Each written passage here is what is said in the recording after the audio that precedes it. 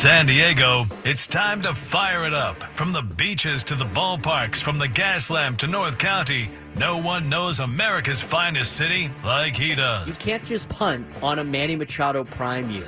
He's a fourth-generation San Diegan, born and raised in the heart of this community.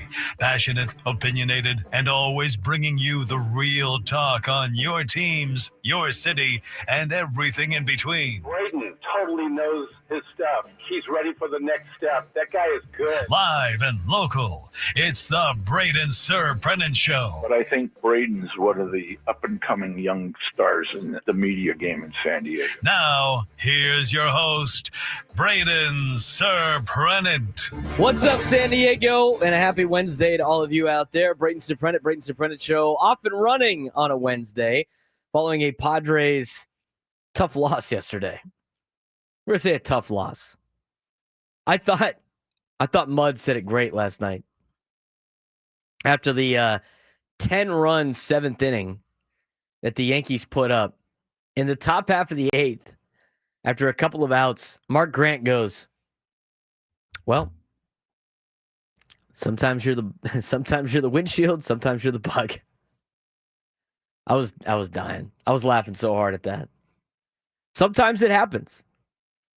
Padres had a really good win on Monday, come back yesterday with not as great of a performance.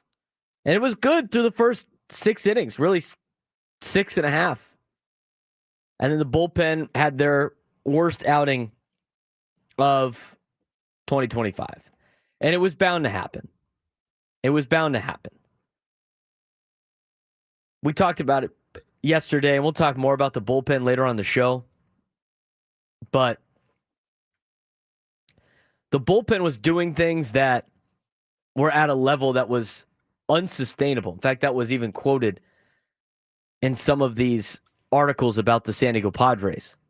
They're playing at a very high level. They were pitching at a very high level, but it was still unsustainable to be at that the entire season. Sometimes you lose. Sometimes you get a clunker in there in the bullpen. And most of that's on Adrian Morejon than it is on Wandy Peralta. I mean, Wandy Peralta didn't stop the bleeding at all. But not the greatest performances out of the bullpen yesterday. You saw a couple of the clips on social media. Letters that AJ had it. Cody Bellinger's like tapping his hat on every off-speed pitch when Wandy Peralta was out there pitching. Whether or not he could see into the glove, or maybe Wandy's got some tells that he had when he was with the Yankees a couple of years ago, remains to be seen, even though Cody wasn't on the team a couple of years ago. But 10 runs in the seventh inning, I mean, that's kind of a fluke. I thought the umpiring at the beginning of the game wasn't very good. But it didn't come down to the umpires yesterday. It came down to the bullpen. And this is the first time that the bullpen has cost you a game in 2025. 10 runs in the seventh inning. But that being said, I'm still not worried about the bullpen. It was going to happen eventually. Jackson Merrill came back. You saw him yesterday, 2 for 4 with a double. His first ball that he hit, smoked down the line. Thought maybe Manny could score on it, but he ended up slowing down at third base. Padres unable to get any runs in that inning, but it's good to have Jackson Merrill back. He was 2 for 4 yesterday with a double. Fernando got back off the snide, 2 for 5 with a double and an RBI. Michael King had a serviceable pitching line last night. Quality start, 6 innings, 3 hits, 2 runs, 2 strikeouts, 2 walks, 90 pitches, 51 for strikes. Clark Schmidt had a very similar stat line with Michael King. He just gave up more hits. The Padres gave up a lot of hits. They were able to get a lot of hits, but unable to really put anything together. But it's going to happen. Their performance this year has been great. The bullpen's been great. Padres have been great. Every once in a while, you're going to have a game like that. You're going to have a clunker of a game. And that's what we saw last night. There's really not too much to say about it, other than it just wasn't their night. From the bullpen perspective, wasn't necessarily their night offensively. I mean, they did okay in terms of putting up 10 hits, but it was not being able to drive in runs. That was a problem for the Padres again. But as Chris Ellis mentioned before with the runners in scoring position, everything like that, Teams that usually do well with runners in scoring position usually win. Teams that don't do well with runners in scoring position usually don't do well. Padres were 1 for 7 with runners in scoring position last night. The Yankees were 6 for 12, and they hit 500 of the runners in scoring position last night. It's a big difference between the runs and the run column compared to the hits, in which the Padres were out hitting the Yankees up into the entire game until they got to the 7th inning. So, again, I mean, there's people in the chat blaming Mike Schilt on that. They brought in Wandy because it was a left-hander. They brought in Wandy probably because they knew what the situation was. I mean, you can't use your best 3 guys in the bullpen every single day. I'd rather have them fresh for today anyway. Take 2 out of 3. And you see that a lot with Major League Baseball teams in series. I mean, we always want to see the Padres win every single game, but Major League Baseball teams understand they're not going to win every single game. And sometimes you punt. And after the outing that Morejon had, I think that's why they brought in Wandy Peralta instead of Jason Adam. Why burn Adam in a situation like that last night? You bring in Wandy to face the lefties as a left-hander, even though Morejon didn't have it last night. And that's what you got. You got to use those guys in the pen. You can't not use them. And again, last night, maybe they were like thinking about the next day. I mean, would you rather have Jason Adam today in a tight game or Jason Adam yesterday get wasted in a 10-run inning? I'd rather have him for today. Sometimes you got to play the long game a little bit. I don't really have a problem with Mike Schilt bringing in Wandy Peralta. If you're relying on Wandy Peralta to be a high leverage arm for you in the World Series, to win a World Series, or to make the playoffs, I got bad news for you. He's not a high leverage guy. He's just not. And so when the Padres decided to go with him, the writing was on the wall. It was like, this guy's going to wear it right now. They were warming up Adam just in case Morejon could have got out of that inning, and then he wasn't. He was getting worse. That's why Adam was warming up.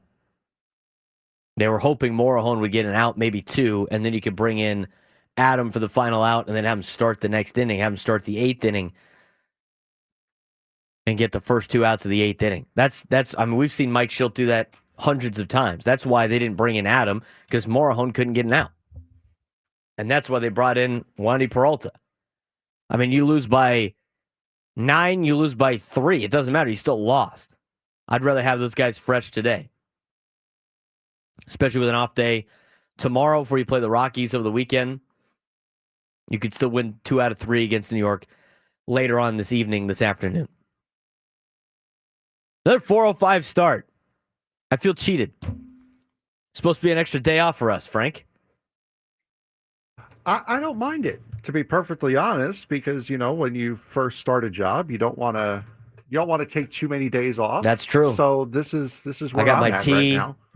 I sound worse today than I did the last 2 days, voice wise. I don't notice it, but I'll take your word for it. It sounds worse. I feel like I sound worse today. I don't feel that. I mean, I feel okay, but voice, it doesn't hurt to talk, but don't I sound raspy? I feel like I sound raspy right now. It doesn't hurt on the radio. No, I think it sounds nice. Sounds good. A little rasp to it. Expected to have a day off. Why are we playing a night game today?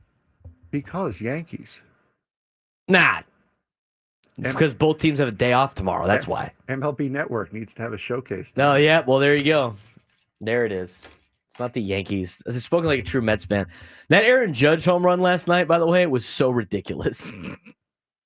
So ridiculous. First row, shortest part of the ballpark. 314. Love to see it. I mean, if the fences were a little bit shorter, Tatis could have snagged it. That ball last night was out of 3 ballparks. I didn't even count one of them. It was out of Yankee Stadium.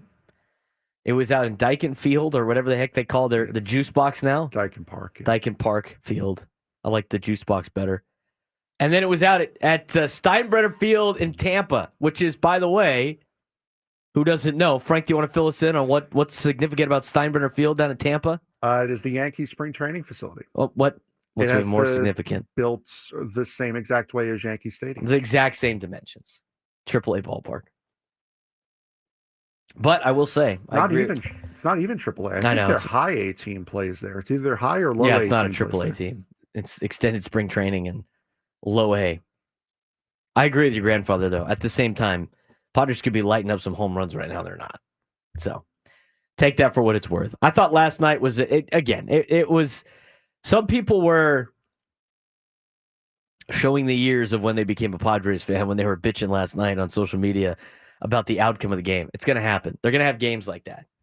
Got to be able to bounce back today, get a W. And be honest with you, Dylan Cease, like, it's going to be interesting with Dylan Cease. He needs a bounce back outing in a bad way. And he needs one against the New York Yankees. We'll see what Dylan Cease has tonight. 4:05 first pitch. We got actually good weather today. You shouldn't have any issues with Sam's doesn't have to fill in too much with some extra time.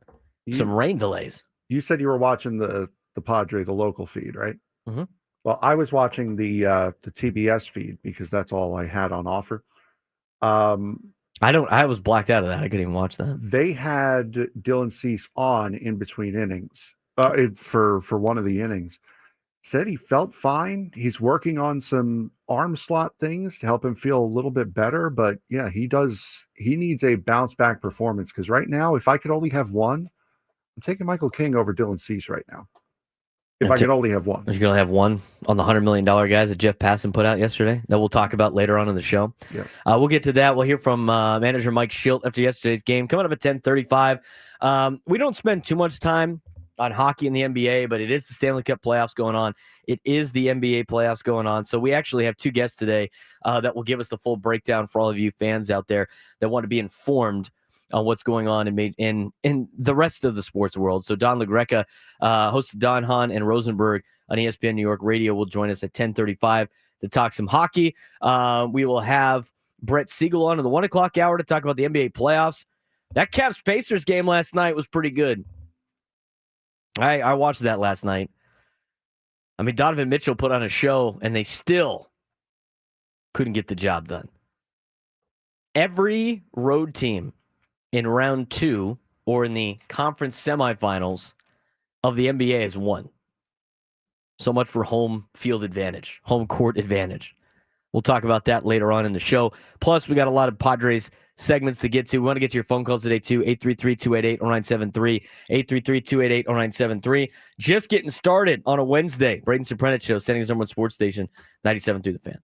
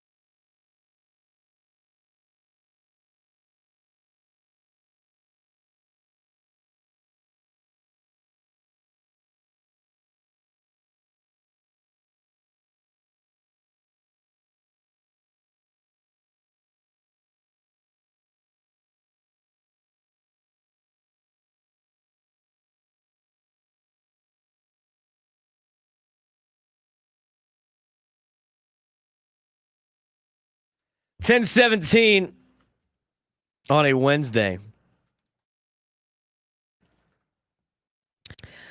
Frank wasn't here that one time where this always comes up on Wednesdays. Wednesdays and Thursdays. This is usually when you get them on MLB Network. Today, it's not the case. Not an interleague matchup on MLB Network. You could even say interleague. Brewers used to be in the American League, and the Astros used to be in the National League. Now it completely flipped. But the question was, a couple of weeks ago, I asked Adam, is there anything more boring than an AL Central game in the middle of the season on a weekday? During the day. In professional sports. Is there anything more boring than watching that on television? I'm sure there has to be. There's too Out of much, all the- there's out of all too the much top- garbage and nonsense on TV. There has to be something worse. Only in sports, though. I'm talking about like major professional Yes. sports. Is there a matchup worse than that? Would you rather watch Titans Jags Week 6 No. on Thursday Night Football or Twins White Sox at 11 in the morning on a Wednesday in the middle of June? Because I hate the NFL, I would 100% take the White Sox. I'm watching the football game every day. Nope. Sorry. Go Aztecs on Twitch says any hockey game. What do you think about that? Inaccurate. Just straight up inaccurate. That is slander, good sir. Let's go Aztecs. Been to a hockey game? That is a good question, Go Aztecs. Have you been to an hockey game? I know what you're doing with that bit. I'm just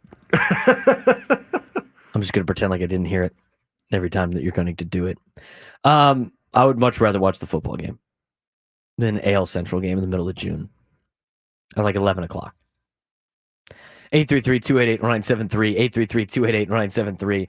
We had Sam and Del Mar. He hung up. Got cold feet. Didn't want to bat leadoff today. Guy didn't want it bad enough, Frank. Didn't want it bad enough. I got somebody who does want it bad enough. Marcus and Menifee always wants it. And you know what? Since Sam asked for a pinch hitter, we're sending up Marcus to lead the ball game off today. What do you got today, Marcus? Oh, I got a lot today, you guys. You know, I wake up at about 6:30 every day because I got an early shift. I work a heavy job. So I'm on with Ben Woods, and then afterwards I got you guys.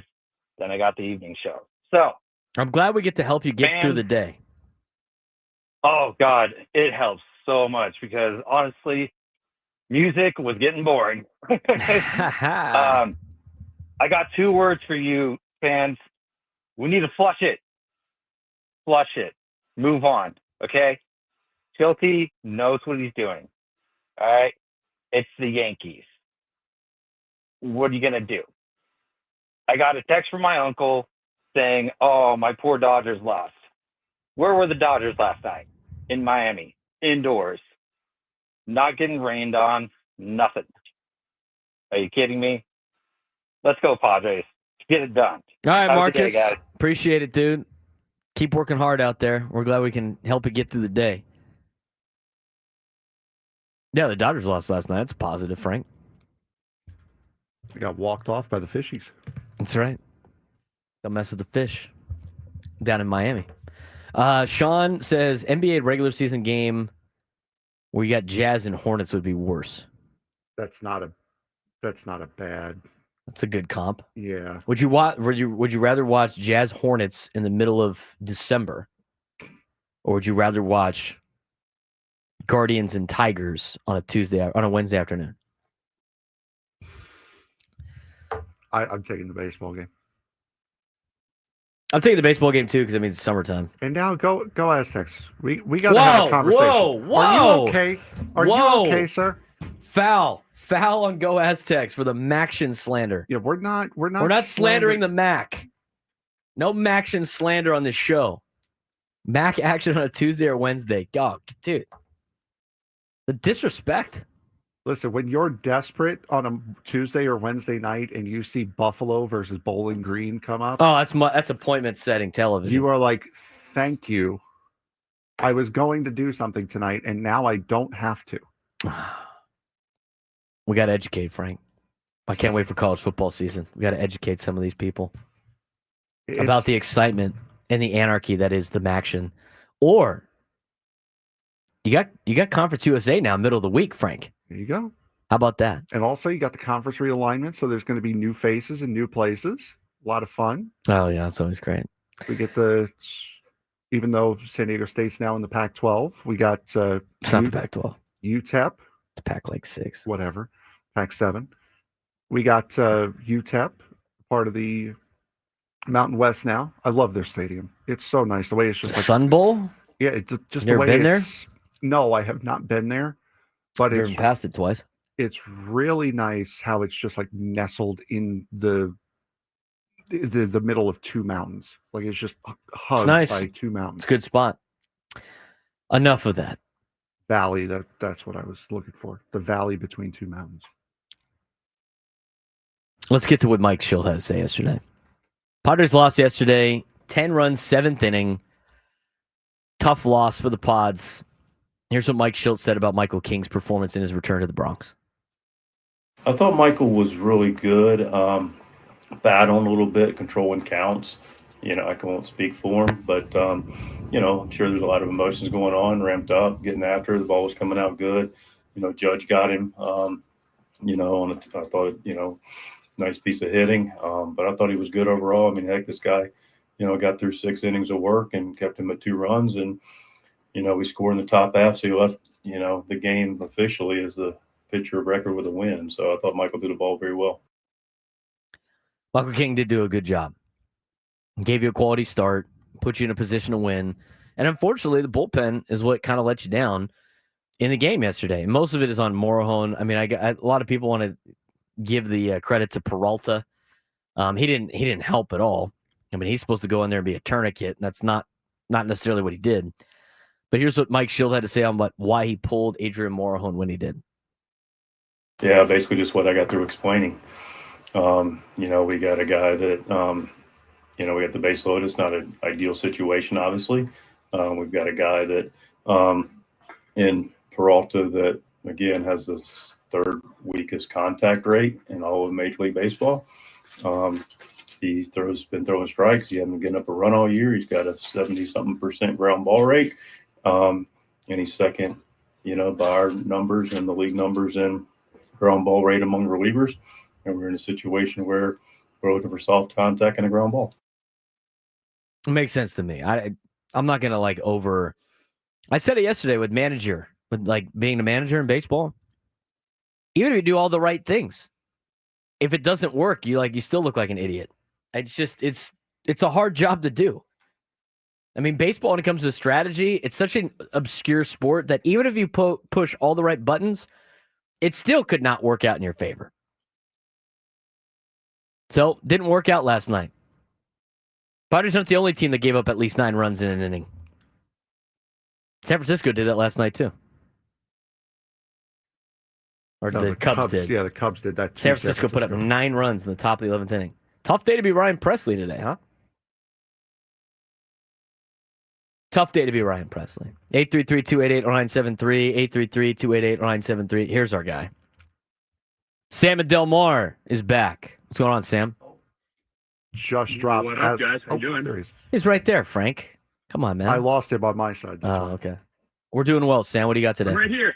Oh, we got you. I got you. I'm good. Perfect. No, I was waiting for a grand slam to happen last night. I thought it was going to be Manny stepping up to the plate with the bases loaded, but it happened to be Austin Wells.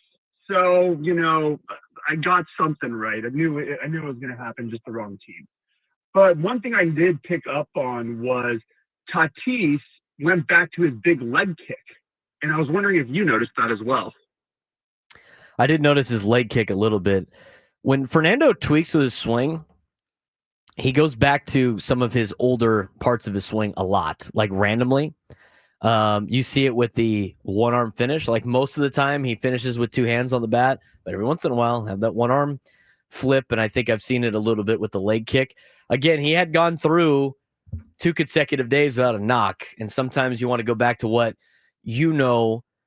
is going to work for you, or you feel comfortable or something like that. So I'm actually going to look for that again tonight and see if he continues to do it tonight, because he had a good night last night, 2 for 4 for the San Diego Padres. Snapped that hitless streak that he had for 2 straight games. And the Padres, I thought last night, I agree with Sam, I thought last night was going to be the first time that we saw a 3-run or a grand slam for the Padres this year, who's still yet to do it. I thought we were close on that. Maybe that'll be tonight. You're going against the best that the Yankees have in Max Fried, but you roughed them up a little bit last year in the playoffs. So maybe the Padres can do that. What is the roster move when Jake comes back on Friday? That's going to be a point of discussion probably for the rest of the show. And probably a lot tomorrow. Go Aztecs. Let's get to Chris in San Diego. Chris, you're on the Braden Surprenant Show. What's going on, man? Hey, I was just listening to you and other people talking about the bullpen is the problem last night. And I think it was a couple guys in the bullpen. We still got other guys who didn't let us down last night that might have been better to go to. I think Padres had a day off before they played the Yankees the first time. They got another day off Thursday. I would have liked to have seen Estrada and Adam and Suarez come in. They had a chance in the 7th inning to lock down a 1-run game and go up in the series 2-0. Just thought I'd get your thoughts on that. Yeah, Chris. So you can't. Unfortunately, the Padres can't use those guys every single day, and sometimes you try to. And I've talked to a lot of, bullpen coaches and coaches that run bullpens, and sometimes you try to sneak guys in there and get as many outs as you can out of other players in your bullpen. And those are players that you have to use. You're going to have to use those guys at some point in time during the season. I mean, you can't use Estrada, Adam, and Suarez every single game. You're just going to burn them out for the end of the season. And so right now, when you're trying to get like a second win, secure the series against the Yankees, I think the Padres are right now in a position where they understand they're going to be a good team. They're going to be a team in the postseason, and they need to be able to spread out some of the use of their bullpen throughout the rest of the year. So you don't burn them out at the beginning of the season, and then you're in a jam late in the year when guys start getting tired. So I do think last night was a little bit of a trying to sneak guys in through the bullpen. I think it was a way to try to get Adrian Morejon some work. Look, he had to face a lot of lefties in that order too. He didn't have it last night. He's got to face 3 batters minimum. And so, you know what? They put Peralta in to basically wear it, and that's it. That's basically where you're at with last night's game. And a lot of other pieces in the bullpen did okay. After the game was already out of reach. Burgett looked fine. But I think they're trying to keep the guys healthy throughout the entire year because they know how devastating that back end of the bullpen is. Now, the question that is going to be posed by us later in the day, is this Padres bullpen actually championship caliber? Or did we just see the first crack? I think it still is. I mean, do you trust this bullpen in October? After one night? Yeah, absolutely. Still trust the bullpen. It was only a matter of time. You have Sean Reynolds coming back. Hoeing's on the 60-day injured list, so I don't know when he can come back. But you're going to get some reinforcements for some of those fringe guys in the bullpen where you don't have to worry about it later on in the year. But right now, you're trying to use as many of those guys as arms as you can while you still can. 833-288-973, 833-288-0973. Padres overall, again, last night, just wasn't their night in one inning. A 1-inning difference last night. 10-run, 7th inning for the New York Yankees. Jumped on Morejon. Peralta didn't really help out too much. And that was all she wrote.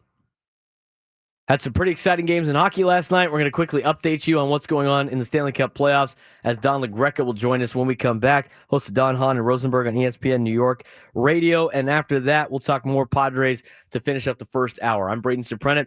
This is the Braden Surprenant Show, standing on Sports Station 97.3 The Fan.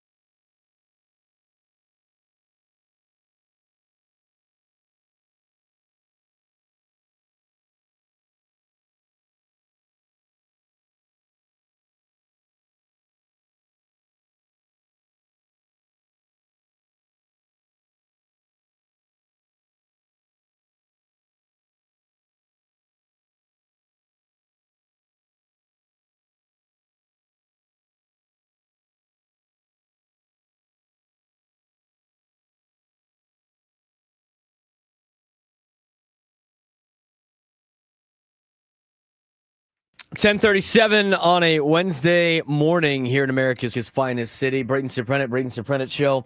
As we roll on, talking a lot of Padres baseball, but do want to take a little bit of a break to keep you updated on the Stanley Cup playoffs. He's host of Don, Hahn, and Rosenberg on ESPN New York Radio. Was a longtime play-by-play man for the New York Rangers. Does pre and post for the Rangers as well. Had a great career as a broadcaster in New York, and I'm honored to have him on the show. That is Don Greca joining us on the Braden Surprenant Show. Don, what's going on? How you doing? How are you? Everything good? Yeah, doing well so far as we get locked into Padres baseball in New York against the Yankees the last couple of days. But a lot of exciting hockey going on in the Stanley Cup playoffs, Don, and kind of started with last night, game one of Hurricanes and Capitals, where it looked like the Capitals kind of missed out on some opportunities as the Hurricanes were able to capitalize on some of their mistakes.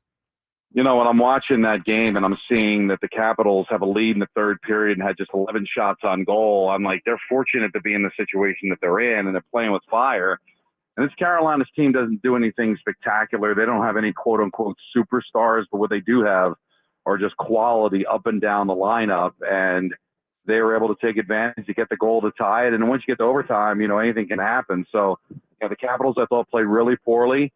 And Carolina almost missed the opportunity to take advantage of it, but they didn't. And this is a team that just does not go away. They kind of just hang around. And they've got also this issue with not being able to get out of the second round. That's kind of been the Achilles heel of Rod Brind'Amour teams over the last few years. So for them to be able to steal home ice advantage and win the game the way they did last night, that bodes very well for them to maybe pull the upset off here. Yeah, the shot volume last night was staggering. 94 attempts, 33 on goal. Is this Brind'Amour hockey, or is this just something they exploited from the Capitals last night?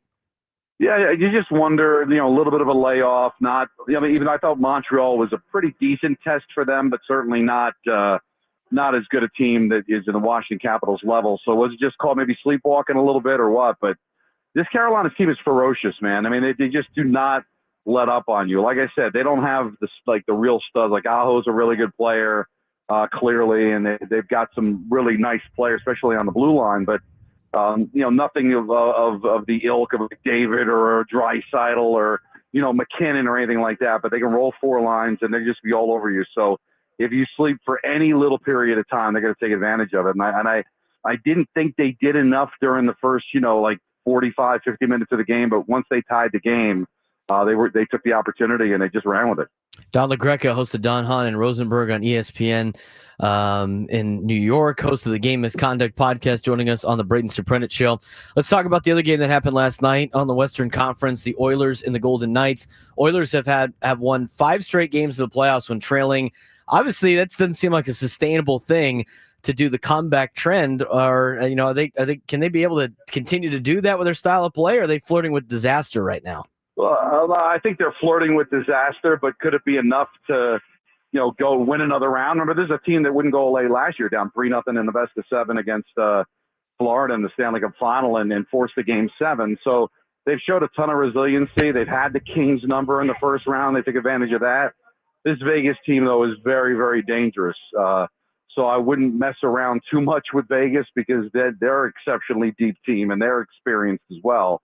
So it could be a disaster now, but I just don't count this Edmonton Oilers team out. They got 2 of the best players on the planet, so you know that they're always going to be in games. They're going to find a way to score goals. It's just, will their goaltending stand up too? They've already made the goaltending change as Stuart Skinner's been showing the door here, and you know, we'll see how much Pickard can hold up. You wouldn't think it's sustainable, but they're just so entertaining. What they were able to accomplish last year, you almost don't want to put anything by them. I mean, you would figure somebody, Winnipeg, Dallas in the next round, if they're able to get past Vegas, wouldn't play around with them. But you never know. I mean, this Edmonton team did it last year. Maybe they can do it again. But no, it doesn't feel like it's sustainable the deeper you get into the playoffs, especially the quality of teams they're going to be facing. Well, this Vegas team had a 2-0 lead and only managed 7 shots over the final 2 periods. Is that something to say more about Edmonton's adjustments defensively, or are the Golden Knights kind of falling apart? Well, and also just possessing the puck, right? I mean, they're just such a great offensive team. They get a hold of the puck, they move it around, their defensemen are active. So it's just the best offense sometimes is a good best defense is a good offense, and they're always trying to create offensively. But Vegas, they're too good. I mean, Eichel is a guy that very easily can win the MVP this year, win himself a Hart Trophy. They were missing Pietrangelo, which obviously is something that could hurt them. We'll see how long he's going to end up being out. But yeah, Vegas will be back, man. But like this Edmonton team, they don't let up on you either, man. And I think they're very underrated coach. I got to get No Knobloch when he was in Hartford in the AHL affiliate with the Rangers. He got to coach some games for then David Quinn when he had COVID back when they were in the bubble. And he's a really good coach, and I think he's done a really good job with this Edmonton team. Don the Greca, host of Don Hunt and Rosenberg, ESPN New York. He also is the New York Rangers pre- and post-game host on ESPN New York Radio. He is joining us on the Braden Surprenant Show, breaking down the NHL playoffs. Got a couple of games tonight, Panthers and Maple Leafs. Florida dominated season series on special teams against the Maple Leafs. This is a series that's going to be decided on the power play battle, or is that just we overrating that stat in this series? No, listen, the special teams are always really important. If you get them, you got to take advantage of them. But this Florida team is just relentless. You know, they even in the game you saw the other day, you know, they wouldn't go away. You know, they give it the first couple of goals, they don't go away. You know, all of a sudden it's 5-3, then it's 5-4, and they're buzzing. And you know, good on Toronto to find a way to survive it, especially after the loss of Stolarz. And even though Wall's a good backup, certainly a good backup goaltender, the loss of Stolarz can be pretty devastating. We'll see if he's going to play tonight, and if he does, and when he'll get the chance to play again. But this Toronto team, they may not have the toughness. That's why people are speculating about Reeves getting in the lineup for Toronto, because Florida is just so physical, and Bennett's a pain in the neck, and they just keep coming at you. But there's so much talent on this Toronto team, just up and down. You know, Nylander had the big game. Austin Matthews had an off year, but you know how good he can be.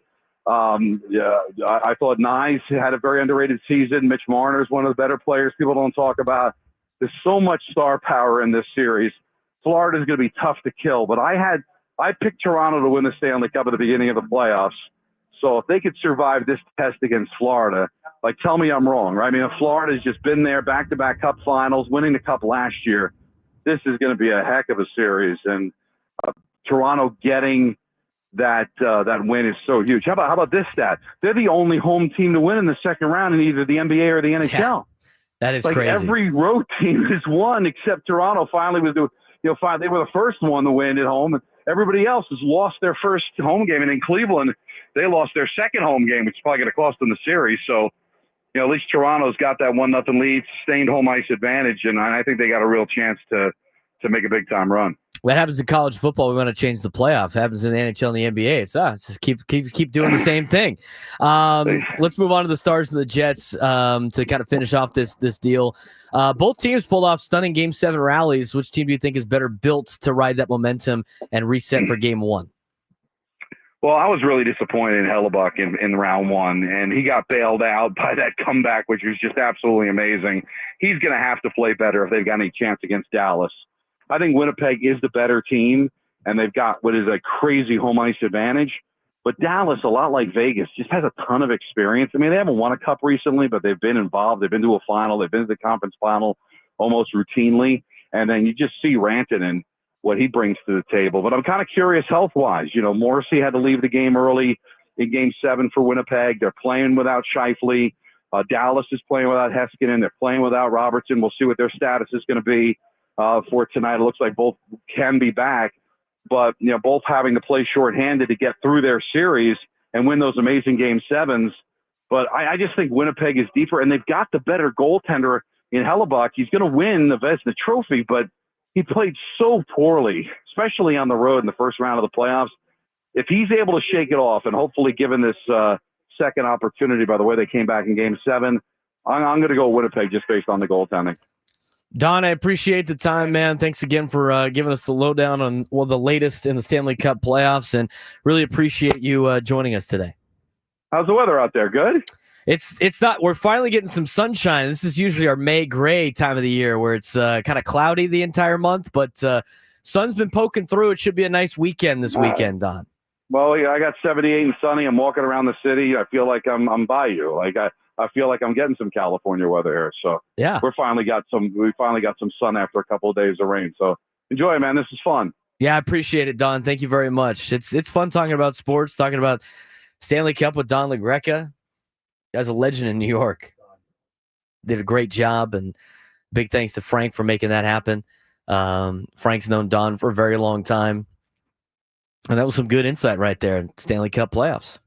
Thanks again for that, Frank. That was a treat. Yeah, family. My uncle actually worked with him at Sports Phone way back in the day. Wow. For those of you who know what Sports Phone is, so that's where connection was made, and I was able to had the fortunate ability to be able to talk to Don as I was going through college and help me through stuff there and help me out when I first started in New York over there. So yeah, very, very happy that he was able to help out today. Yeah, guy knows his hockey too. Yep. You guys are all well 100%. informed to participate in some hockey tonight.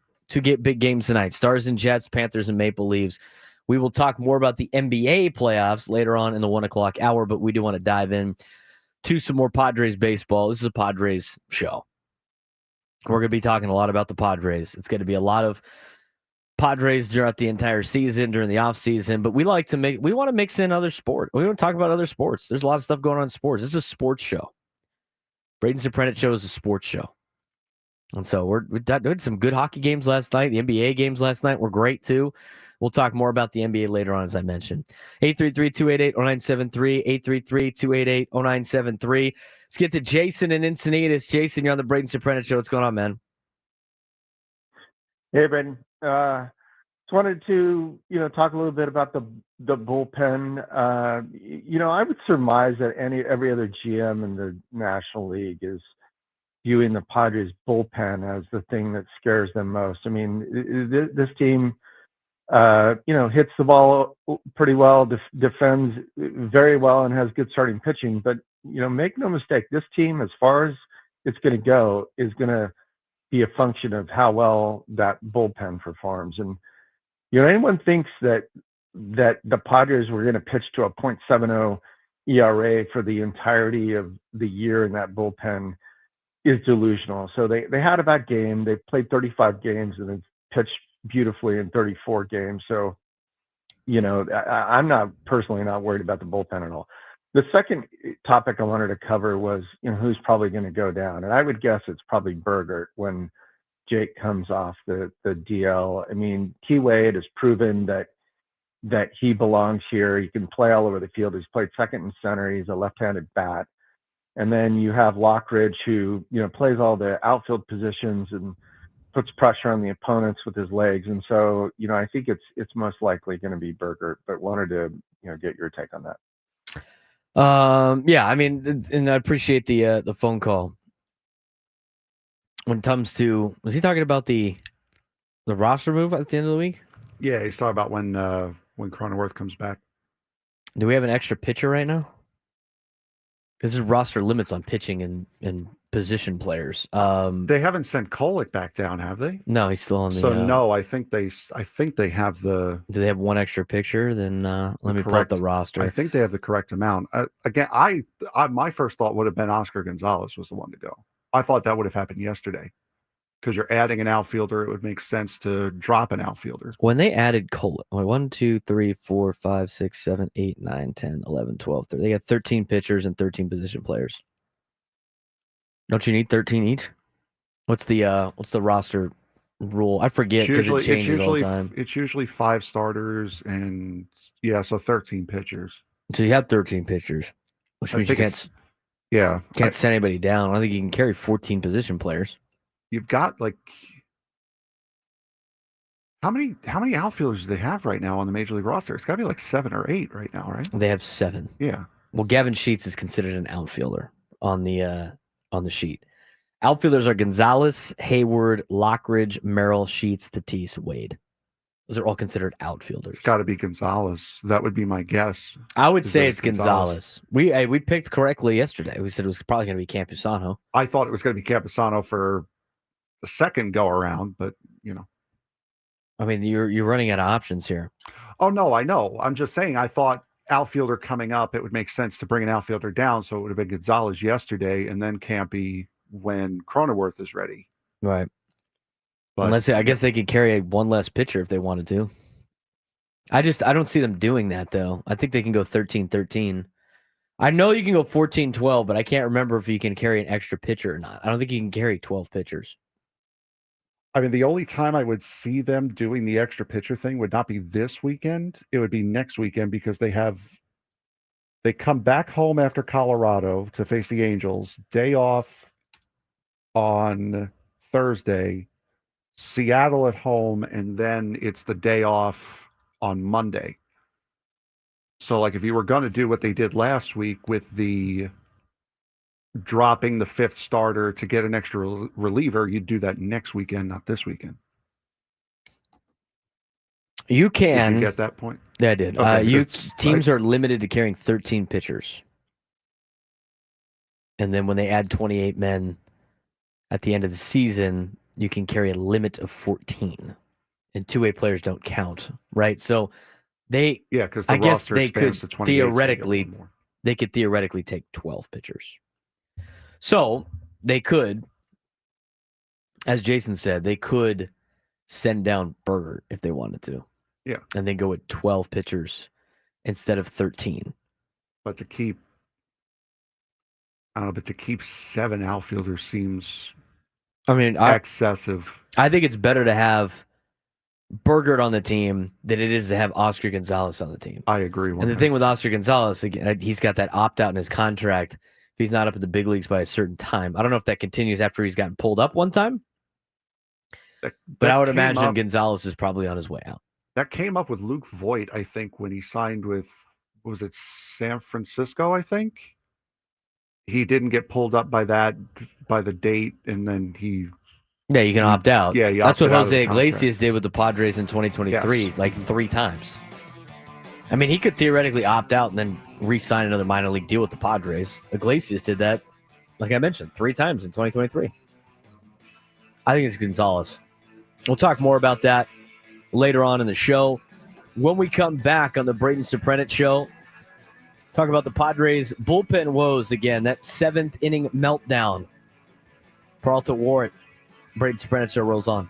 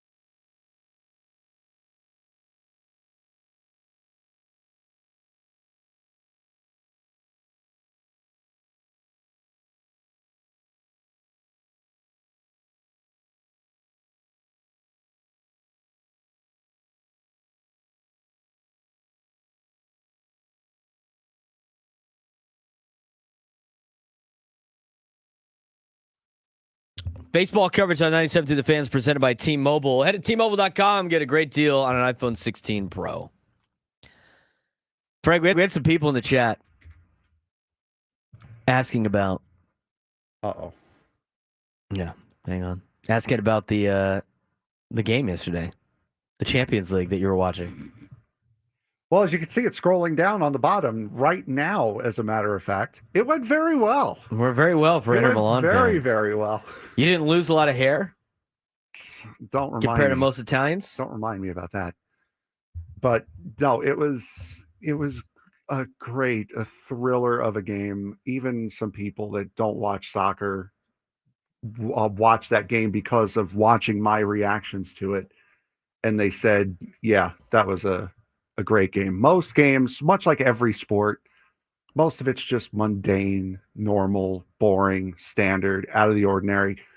But every now and again, you get that gem that hooks somebody new.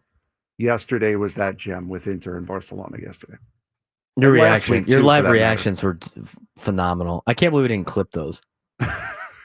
We still can. We could still do that. Go and check the video yesterday near the end of the show where Inter Milan had a 2-0 lead, if I'm not mistaken. Yes, they did. Which I was told, by the way, from soccer people, that you never want to be up 2-0. Yeah, it's kind of like 3-0 in hockey. You'd rather be up 1-0 than 2-0. In fact, if you have a breakaway chance, maybe we should miss it on purpose because we don't want to be up 2-0. That's how insane that conversation I had went when talking about the 2-0 curse in soccer. I don't get it. Why wouldn't you want to be up by more goals? Because you get lazy. Like you get complacent. Like what happened, I said it yesterday. Once you get too good a lead, especially Italian teams are known for this, you just park the bus. You just sit back, let them take shots, and just hope and pray the defense holds. That sounds like more of a problem of the team than anything else. Like I see it in soccer all the time. 2-0 leads are ridiculous. Especially in Italian soccer, that's a very, very bad mentality to have, but it's worked for them so often that they just keep doing it. I mean, if you continue to do the same thing over and over and feel comfortable with the 2-0, I would never feel comfortable with the 2-0 lead, and then I would never get lazy. But apparently, they continue to do the same thing. I've never understood the 2-0 lead in soccer being a problem. 3-0 lead in hockey is the same exact thing. It's born out of complacency, is what it is. It's born out of if you start to get a little complacent. They score a goal. It's like, okay, now we got to turn it on. They score again. It's like, okay, now we really got to turn it on. Why can't we turn it back on? And then they score the third because you're trying too hard. Could you imagine if like the Padres went up by like 2 or 3 runs and it was like they just shut it off? Oh, well, now we won't try. We don't want to. Like, God, it feels that's like like Manny hitting a home run to go up like 4-0, and Padres fans are like, "Oh no, now we're up 4-0. This is where our team's gonna fall apart." The dumbest thing ever. That is so. I mean, I understand the philosophy on that, but like, shouldn't you be like more mentally tough than when you go up 2-0 to just kind of turn it on some more? That's why I like Mikey Varis's attitude. We're gonna go get it. You take your foot off the gas, you relax, you save yourself for when you need to turn it back on, and then when you do need to turn it back on, it's not there. All right. I feel like that's an easy fix. Apparently in Italian soccer it's not. I agree, but again, you've won the second or third most World Cups out of any other nation doing that thing. So yeah, it works. Well, we are the it works, so we keep doing it. We are the alone Italian show on the airwaves here. Italian Paul is officially moved permanently now. Yeah. Now you're just Frank. Yes. Italian Frank. This is the all Italian show, by the way. Yeah, now you're just Frank kind of feels like a downgrade. I don't think so. No, just the way you said it. It was like, now you're just Frank. Yeah, now you're downgraded. Now you're not special anymore. Do we need to call you Italian? Why would you want to be called somebody else's name? No, the Italian version of it. I'm just saying, when just the way you said it kind of was like, oh yeah, now you're downgraded. Now you're just Frank. Yeah, now you're just Frank. We have the Aztec show as the afternoon show, and we're the Italian show. Maybe we need to have an Italian segment. I think that's what this has been. Yeah, so there you far. go. Inter Milan. That's our Italian segment of the day. We'll just go like this all day. 833-288-0973, 833-288-0973. Let's talk Padres. Save me from the Inter Milan talk. I was just more here for the reaction out of Frank from yesterday. He literally collapsed in his chair. Hilarious. I'm glad they won, though. You would have been in a way worse mood today. No, I wouldn't have been in a worse mood today. You're going to be in Italy for the final, though. I will. The finals when are you? Memorial when are you Day going? weekend. When are you going? Memorial Day weekend, so May 24th. Yeah, it's the finals sick. May 30th. Oh man, what city is it in? I have to look that up. I don't remember offhand. Oh boy. Not that you have the electing a new pope. It's Jubilee this year. I mean, it's just insane. All right, save me from the European soccer talk. Let's go back to Padres talk. Here's Stephen Powell. You're on the Braden Surprenant show. Steve, what's going on, man? Hey, Braden, how you doing? I'm doing well. Hey, well, you know what? One game, but I have a couple comments. Number one, if I'm not mistaken, wasn't Wandy Peralta sent down to minors last year because he was so terrible? I'm pretty sure that at the end of the season he was sent down, or during the middle of the season. So I was actually surprised when I saw him on the roster this year. Even though he seems like he's been a little bit better this year, I think we saw the real Peralta, to be honest with you, last night. So he was pretty bad last year.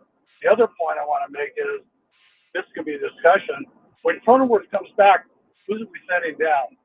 And if I had to vote, my vote would be Hayward needs to go. So I'm just kind of curious what everybody else thinks. I don't think the Padres are going to give him a Hayward yet, Steve. I just don't think that's going to be the case. I guess you're going to think about who's more valuable to the team, Oscar Gonzalez long term or Jason Hayward. I don't think that they're ready to give up on Hayward yet. He's done okay. I mean, he's not I'm not going to sit here and defend him saying he's some great player. I would imagine Oscar Gonzalez is probably the one that's getting shipped off or sent down to AAA. Wandy Peralta was not sent down last year. He's on a major league contract. And he is under contract for a decent amount of years now, guys. If you look at the Padres payroll, Wandy Peralta is under contract for, where is it at? Wandy Peralta signed a 4-year deal. He's getting paid $4.25 million this year. He's going to get paid $4.4 million next year. He's going to get paid $4.4 million the year after that. He's under contract until 2028. We get used to Wandy Peralta, and if you're not used to him, you better get used to paying him. Now, $4 million is not a lot. It's not a ton. So, I mean, they could probably eat that if they wanted to. But I'm not surprised they went with Peralta, just because with Peralta in the situation, I think they just had him wear the game. I just think they had him wear it last night. You can't use your top 3 guys every single night. Now, I'd imagine you probably will see them tonight if the Padres have a lead late. And again, one more win and you got a winning road trip. You swept Pittsburgh. You already won the first game in New York. Lost last night. Tough game. Flush it, move on. See what the Padres have in store at 4:05 p.m. Pacific time today. Eco Water SoCal Padres pregame show at 3:05. Off day tomorrow. Rockies over the weekend. 833-288-0973. 833-288-0973. Magic in San Diego. You're on the Braden Surprenant show. What's going on, Magic? How you doing, big guy? I'm doing well. Very good. Hey, yesterday I watched that game, and Brandon, I think it's just more than an aberration. I mean, I don't know how people expected this bullpen who has played so well this year to continue to do this. And people forget that these major league players, they get paid to hit too. So as well as the bullpen has been, you're going to have a game or two like that. And I totally agree with what you said. It's just a throwaway game.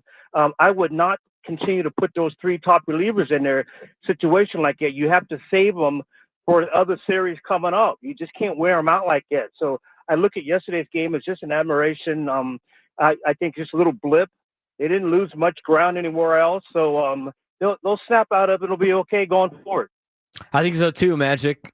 Here's the thing that people need to understand again, and we try to talk about it some on the air, but you can't view it like the NFL. I mean, there's 162 games throughout the entire year, and they're not trying to win every single one of them because they know they can't do it. And so there's going to be days where the Padres will punt on a game, will have a throwaway game, as Magic said, and they're going to use some of those guys to kind of make it through the year, like a Wandy Peralta. Now, he's not a high leverage guy. He's been pretty good up until this point. I mean, he had a blow-up game yesterday, and the fact that the bullpen got hit around a little bit yesterday is not surprising in the least. And it's two guys that are not expected to be your high leverage guys late in the season. I think it'd be more concerning if it was Estrada, Adam, and Suarez that got lit up than these two guys. But again, I'm not worried about them. I'm not worried about the bullpen, and neither is Mike Schilt. Mike Schilt yesterday, after the game, talked about how he still trusts Adrian Morejon and Wandy Peralta.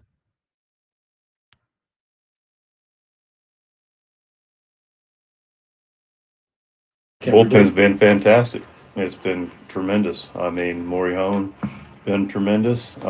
Wandy's been, you guys can do your research too, but Wandy's been outstanding. Hadn't given up an earned run. Third in all relievers in weak contact. Top 5 in strike percentage. Second in ground ball rate. So, the other side's trying to. So one of those games, one of those innings, and I will be more than happy to run them both out there tomorrow. I would too. I mean, that's what you have to do. You have to keep rolling them out there every single day. Not every single day, but you got to keep rolling them out there. They're part of the bullpen. They're on the roster. He's got to use them. Jackson Merrill looked pretty good in his return. Just how good? We'll talk about some of his metrics and what he was able to do for the Padres when we come back. Braden Surprenant Show, standing as #1 sports station, 97 through the Fan.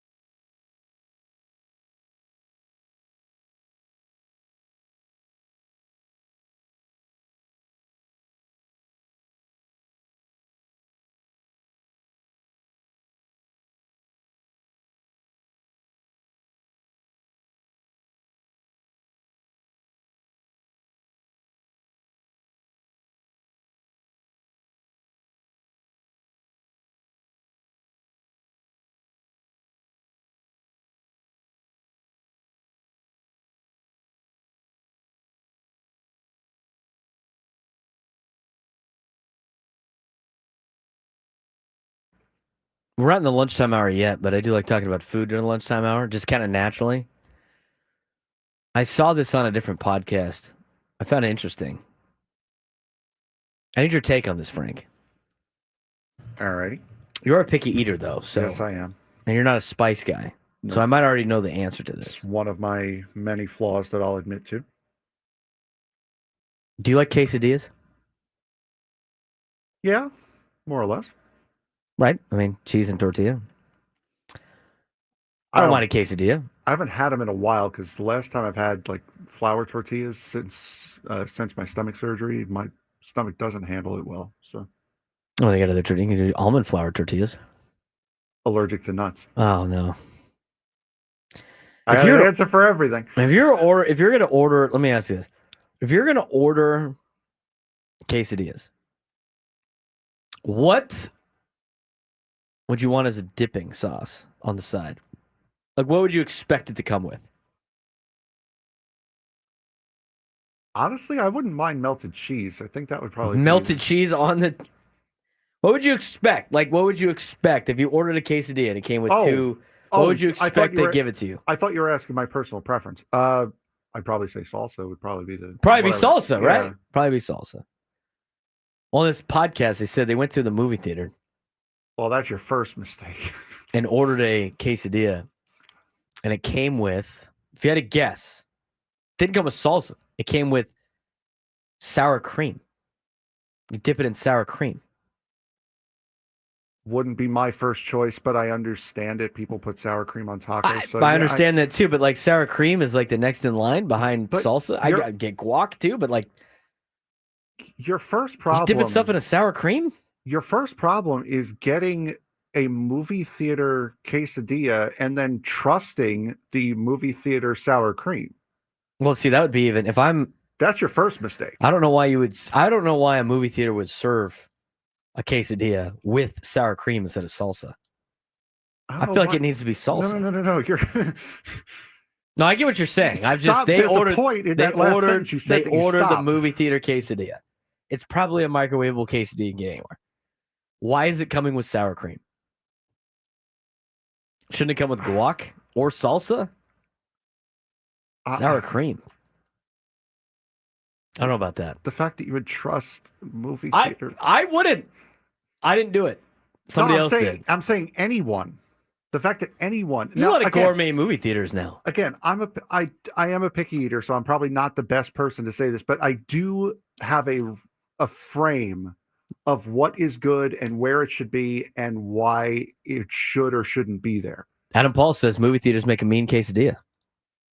Depends on. I mean, I would trust a quesadilla at a movie theater here. I would not trust a movie theater quesadilla in Decatur. Like that's Decatur. Which Decatur are we talking about? Pick one. Decatur, Texas. I've been to Decatur, Texas. I wouldn't. Lincoln, Nebraska.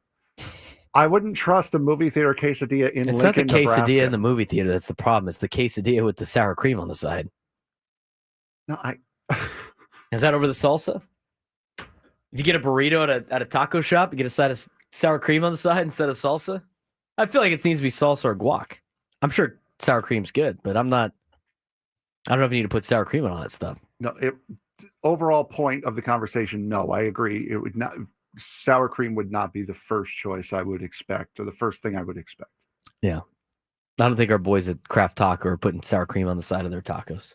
No, absolutely not. Jackson Merrill's back. Saw him yesterday. His first at bat, smoked it, 105.2 miles an hour. In his first at bat back from the injured list. His second at bat, he hit 100 miles an hour on a single. Struck out in his third at bat, and he flew out, hit that almost 100 miles an hour. The guy was raking at the plate. It's good to have him back in the lineup. It would have been better if the Padres were able to put up some numbers and really utilize him. But he brings a lot of different intangibles to the San Diego Padres team that was lacking for the last couple of weeks. And although you didn't see it with the sample size of last night's game, I mean, Jackson Merrill brings a lot of energy to that lineup. In fact, Mike Schilt talked about it in his pregame yesterday on the energy that Jackson Merrill brings off the field. You know, we got a passionate group that loves to play, that loves playing together. We got a good energy on the club, a lot of good energy guys, but, you know, Jackson's got that energy, that competitive fire, that burning desire to compete, and, you know, that has residual value, and he brings it every day. He returned after a month off, hit cleanup, and immediately impacted the game. He is now hitting .390 in 11 games. He brings energy and called playing again, quote, like an adrenaline rush. His defense in center and bat in the middle of the order stabilized the team. He's already probably one of the Padres' most valuable position player, aside from a guy like Fernando Tatis Jr. If everyone's healthy, and we're talking value to the team,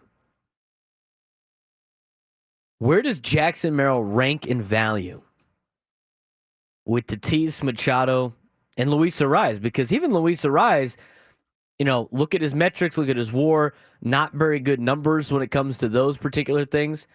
Padres play a lot better with Luis Arraez in the lineup than they do without him in the lineup. Everyone's healthy. In terms of value, where does Merrill rank on the team? I mean, he's got to be near the top. Is he more valuable than Fernando? No. I don't think so. I mean, if you had to take one of those, if you were guaranteed to have one of those players on your team for the rest of eternity or rest of his career, and the other player has to leave, which guy are you picking? It's probably Fernando in that particular case. What about, is he more valuable than Manny? I would say yes. I think if you look at his age, probably. Not even his age. I think, and I texted you after Manny's strikeout and with that bases loaded. That's a spot that I think Merrill comes through more often than Manny in that situation. Now, it may not have been a grand slam. It may have just been a little poke, but still, that's Manny whiff, waff, woof, 3 pitches, none of them near the strike zone, just down and out. He is struck out, and again, nothing against Manny. I couldn't do what he does on a daily basis. Manny, in those big game spots, those moments that could turn a game around one way or the other at the plate, just has that innate ability to strike out and look bad every single time doing it that Merrill does not have. Merrill's got that clutch factor as of right now. Early in his career, Manny's hit over 350 with the bases loaded in his career. Now, he has not done that in a Padres uniform. It's a little bit different numbers. He had a lot of that in Baltimore when he was younger. I don't necessarily know if I can say that Merrill is more valuable than Manny Machado to this Padres team. It's very interesting to see. Yeah, here you go. Will Adams, Manny is hitting 350 with the bases loaded. A lot of that's in Baltimore. Not a lot of that's in San Diego. I would say Merrill's more clutch than Manny is, but I think there's other intangibles too that Manny brings with this team. And it seems like when Manny's cooking and when Manny's at the top, the Padres follow, and this team kind of goes by where Manny goes. Oh, and I agree with you. And that's also partly to do with the fact that Manny's been in the league for 14 years. He's now, as they mentioned on the TBS broadcast, he's now reached the same amount of service time here in San Diego than he did with Baltimore. And Merrill, this is just his second year. So a lot of that comes with experience. But I mean, I think it's, if you look at the big moment, I don't know if it's just youthful exuberance or whatever you want to call it. I think Merrill does have a little bit more to it than Manny does. If I had to rank the players in terms of value, I would go Fernando number 1. I think he's the best value to have. I think I'd probably go Manny second, and then I go Merrill right behind him in the terms of like the most valuable players for the Padres. My top 3 would be Fernando, Merrill, Manny. That would be my top 3. And then after that, I think it's kind of up in the air. I guess you could say Luis Arraez 4, maybe, in terms of value. This is not factoring in contract either. But Merrill's definitely in the top 3 of most valuable players that the San Diego Padres can have. And Adam in the chat there, isn't it as Manny goes, the team goes? That was when, I mean, you're talking about a time when Merrill was still a prospect, hadn't played in the majors yet. Tatis was not playing. Yeah, Tatis was out, whether it be because of injury or suspension. Cronenworth was your second best option. Profar was here, and then he wasn't, and then he came back. And so, yeah, that does have a little bit of ripple effect to it, but he's got help now. He has the help that he didn't have when that was the moniker. 833-288-0973, 833-288-0973. We'll talk more about Jackson Merrill on his return, but when we come back, is this Padres bullpen actually championship caliber? Some people have said no. Or did we just see the first crack? Do you trust this bullpen in October, or is AJ Preller going to need another arm? We'll talk about it when we come back. Braden Surprenant Show, San Diego's number sports station 97.3 The Fan.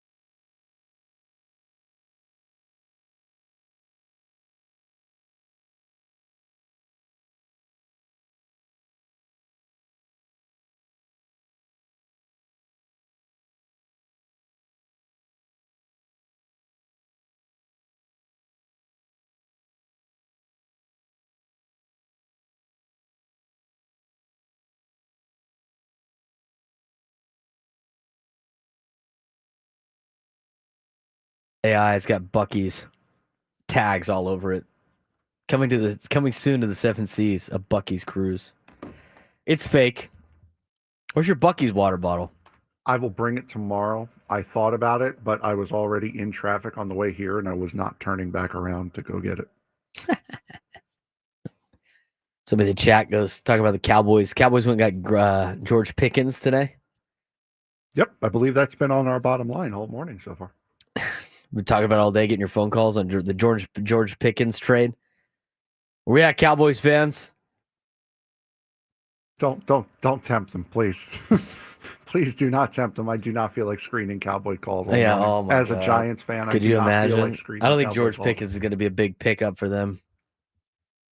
I have been seeing the memes though. It's hilarious. Like George Pickens. It's like memes of like fights. It's like George Pickens after Dak throws a pick to some DB 35 yards downfield. Hilarious. J-Mock in the chat.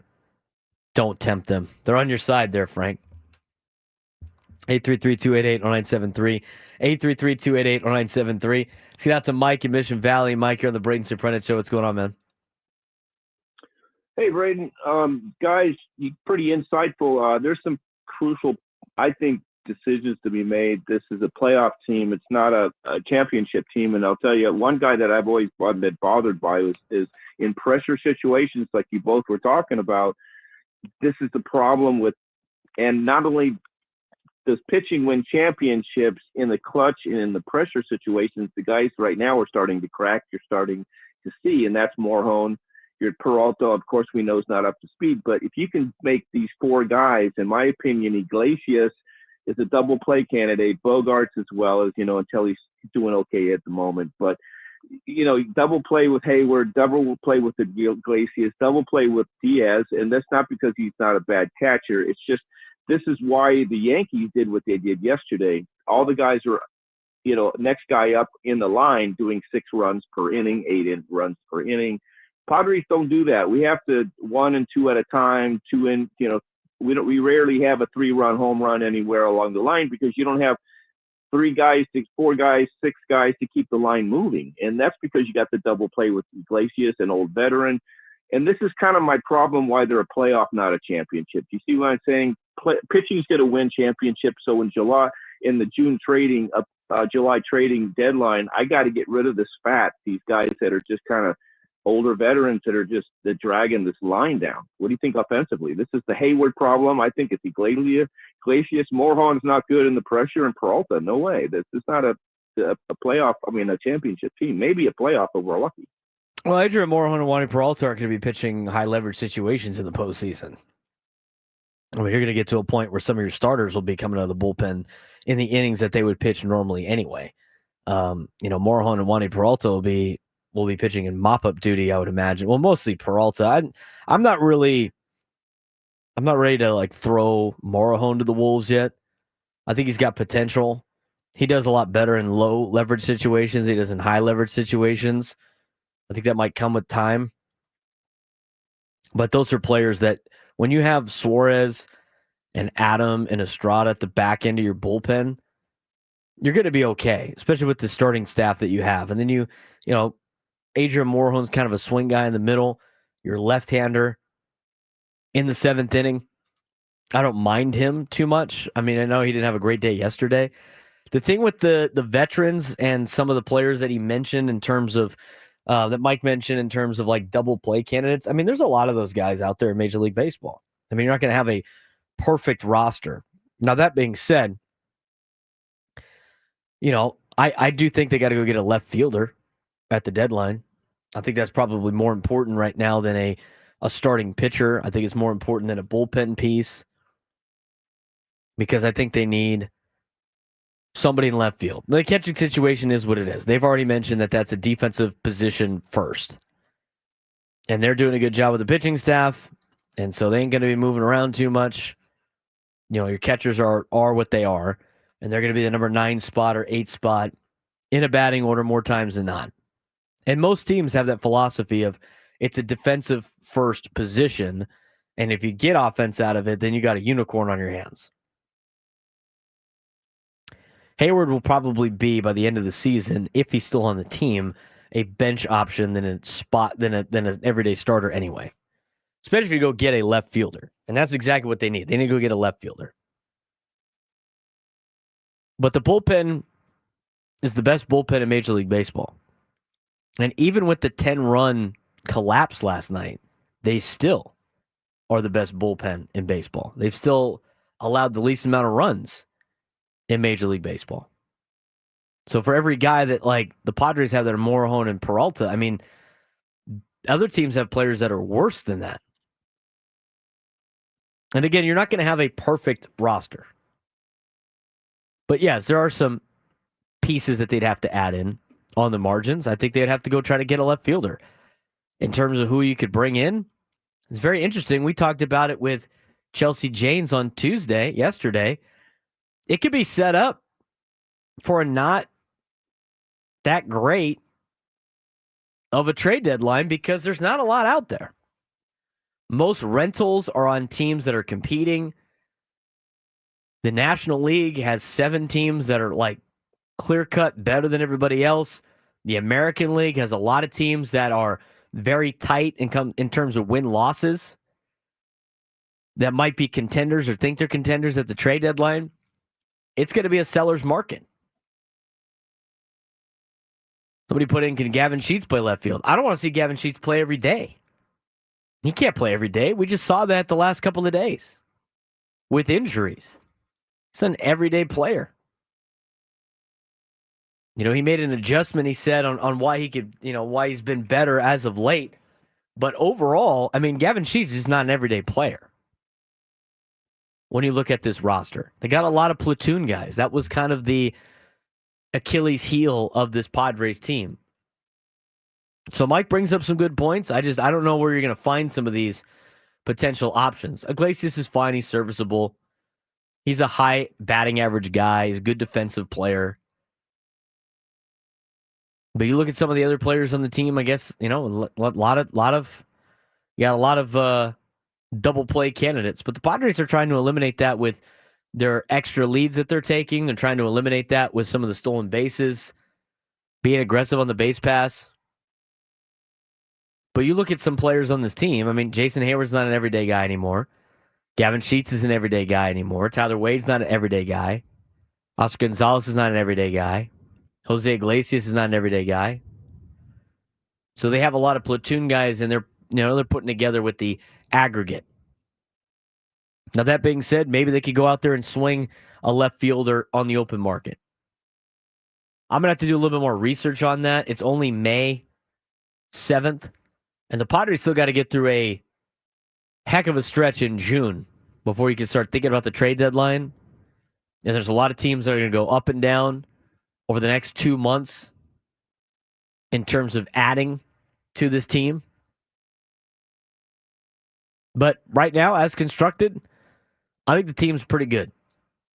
I think they're a playoff caliber team. I think they can compete for a World Series based on the style of play that they have, which I think overcomes a lot of the problems that Mike put out there. But that being said, they could probably use some help. But that's a question for later on. Padres will take on the Yankees for the final game in New York coming up at 4:05. Equal Water SoCal Padres pregame show at 3:05 with Sam Levitt. Before we move any further, though, it's time for today's sports thread. Here's Frank Marchese. You know that group chat? The one that's always blowing up with the biggest sports takes, debates, and breaking news? You got barbecue back there, and you didn't invite me? Yeah, we've got that too. Welcome to the Sports Thread, where we break down the top 5 stories in sports, just like you would with your crew. Oh, no! Disaster! What a bad idea! No filters, no silence, just real talk. All right, Frank, what do we got today on the sports thread? We got a bunch of topics that we would not normally talk about. So let's start off with number 1. Horse racing has 3 big events every year: the Kentucky Derby, the Preakness, and the Belmont. The biggest draw for the Preakness and the Belmont is, can the Derby winner win the Triple Crown? Well, we know our answer for this year. Sovereignty will not run at the Preakness after beating journalism in the 151st Kentucky Derby over the weekend. There's no specific reason given for why Sovereignty will not race in the Preakness, but trainer Bill Mott said that they are preparing to run the Belmont. When asked if he was upset about missing the Preakness, a spokesperson for the horse said, nay. Putting aside the fact that I'm 5 years old mentally, is there any point in watching the Preakness or the Belmont now that the chase for the Triple Crown is officially off? For casuals, no. There's no reason to watch. You watch the Kentucky Derby, you have a mint julep. It's a fun thing. It's the only time you really watch horse racing if you're a casual horse racing fan, which I think a lot of people are. Unless you go to Del Mar and have a good time. That's one day out of the year during the summertime or maybe in the fall when they run at Del Mar.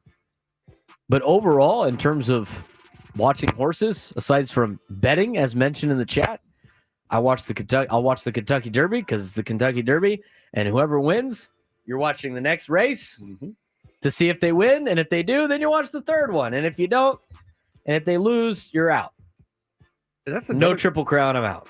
And that's another thing, too. These races are run so close to each other. It's like a month and a half span, and these are the three biggest races. Right.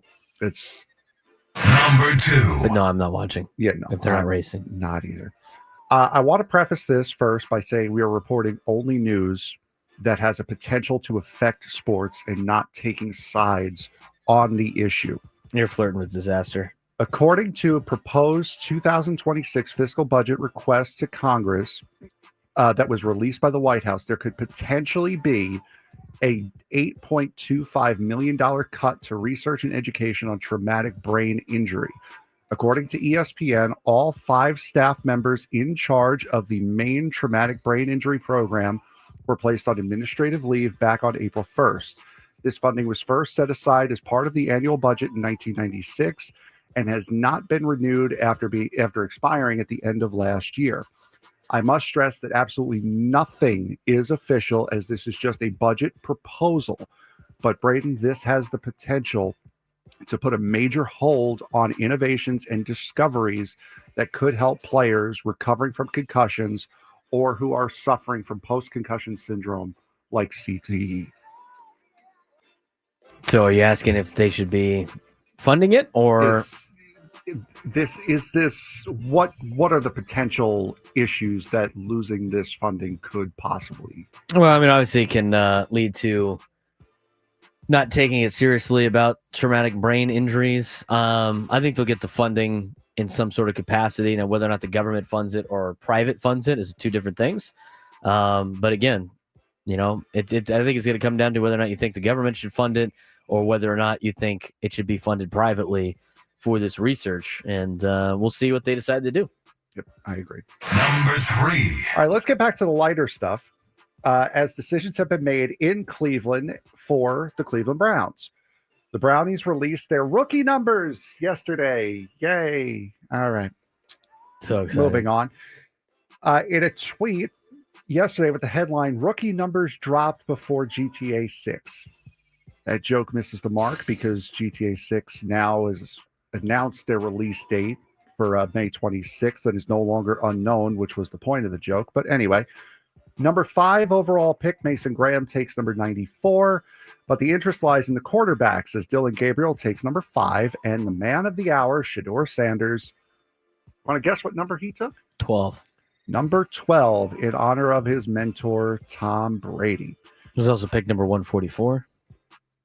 Well, he's 12 times 12. There you go. There's probably a lot of other underlying things in there. These numbers will be worn all throughout training camp, but does Sanders taking number 12 do anything for you as far as his arrogance, or are people just trying to make something out of nothing? I think people are trying to make something out of nothing. Is he saying he's Tom Brady? He took 12. Tom Brady's has helped him out a lot in his career. I don't really have a problem with him taking 12. Anybody opposed to that? Do we care? But the fact that an article was written that he took 12 because come on, is there nothing else? This is such a reach. This is why I hate the NFL. You have to keep it in the spotlight, whether it's a story or not. Number 4. Tell us how you really feel. So there's not enough time. Quail Hollow will host the PGA Championship next weekend, and the field appears to be set. After players like John Daly and Rich Beam declined their invitations, the PGA has had to get a little creative with some of their names. Ricky Fowler was invited to Quail Hollow despite falling out of the top 125. Live golfers Bryson DeChambeau, Brooks Koepka, and Dustin Johnson get invites to round out the field. Is it a bad sign for the PGA? Now, I know guys like Bryson and Koepka are regulars from Live. But is it a bad sign for the PGA that they're having to bend the rules to invite people outside of the top 125 to fill out the field for a major? Is it a bad look because a lot of them are Live? Well, yeah, a lot of them are in Live. Like I said, they had to make a special exemption to get Dustin Johnson an invite. I don't know how much longer I can deal with this like pettiness that these two leagues have. I agree. I mean, just get all the best golfers into the best league, please. Mm-hmm. Figure out what you got to do in order to do that. The whole thing at the beginning was with Live. It was, sports washing, if you will, about the people that were spending the money on the players, on the golfers. But again, like if there was any league in other sports that had the money that Live did, like if there was enough money in a different football league that could pay Patrick Mahomes more than what he was making in the NFL, he's probably playing in the other league. And so now it's like we got to find a way to get those guys back into the PGA so we don't have to worry about that. That's why I like watching the Masters is great because you get to see everybody back and seeing this loaded field. But the PGA has been fine without the Live guys. They've been fine in terms of like their numbers. If they've been fine though, why are you inviting these guys back? Well, because they probably need they want to fill out the tournament. But I mean fine from a sense of people are watching. The ratings are still high. So that's the only thing that really matters. It's an entertainment business. As long as people are watching, that's all that really matters. I see your point, but it doesn't feel good it doesn't look good that you're inviting big names who have fallen out of the top 125 or true that to fill out a major tournament. Like I understand the Truist tournament for this weekend, but a major, that doesn't look great. Number 5. All right, you guys saw my stress that I went through as Inter Milan sent me on a roller coaster of emotions to get themselves into the UEFA Champions League final against Barcelona yesterday. Well, in just a few moments on CBS, we find out who they will play on May 30th in Munich. Paris Saint-Germain from the French League 1 will take on Arsenal from the British Premier League in Paris, with PSG holding a 1-0 lead on aggregate. PSG has faced a British gauntlet so far in this tournament, knocking out Aston Villa and Liverpool, as well as a fellow French side, Brest, to get to this point, while Arsenal have defeated Dutch side PSV and European superpower Real Madrid. Arsenal needs to win by 2 goals in order to advance to the final, with away goals no longer being the tiebreaker. Who do you got, Braden, facing the Nerazzurri in the Champions League final? PSG or Arsenal?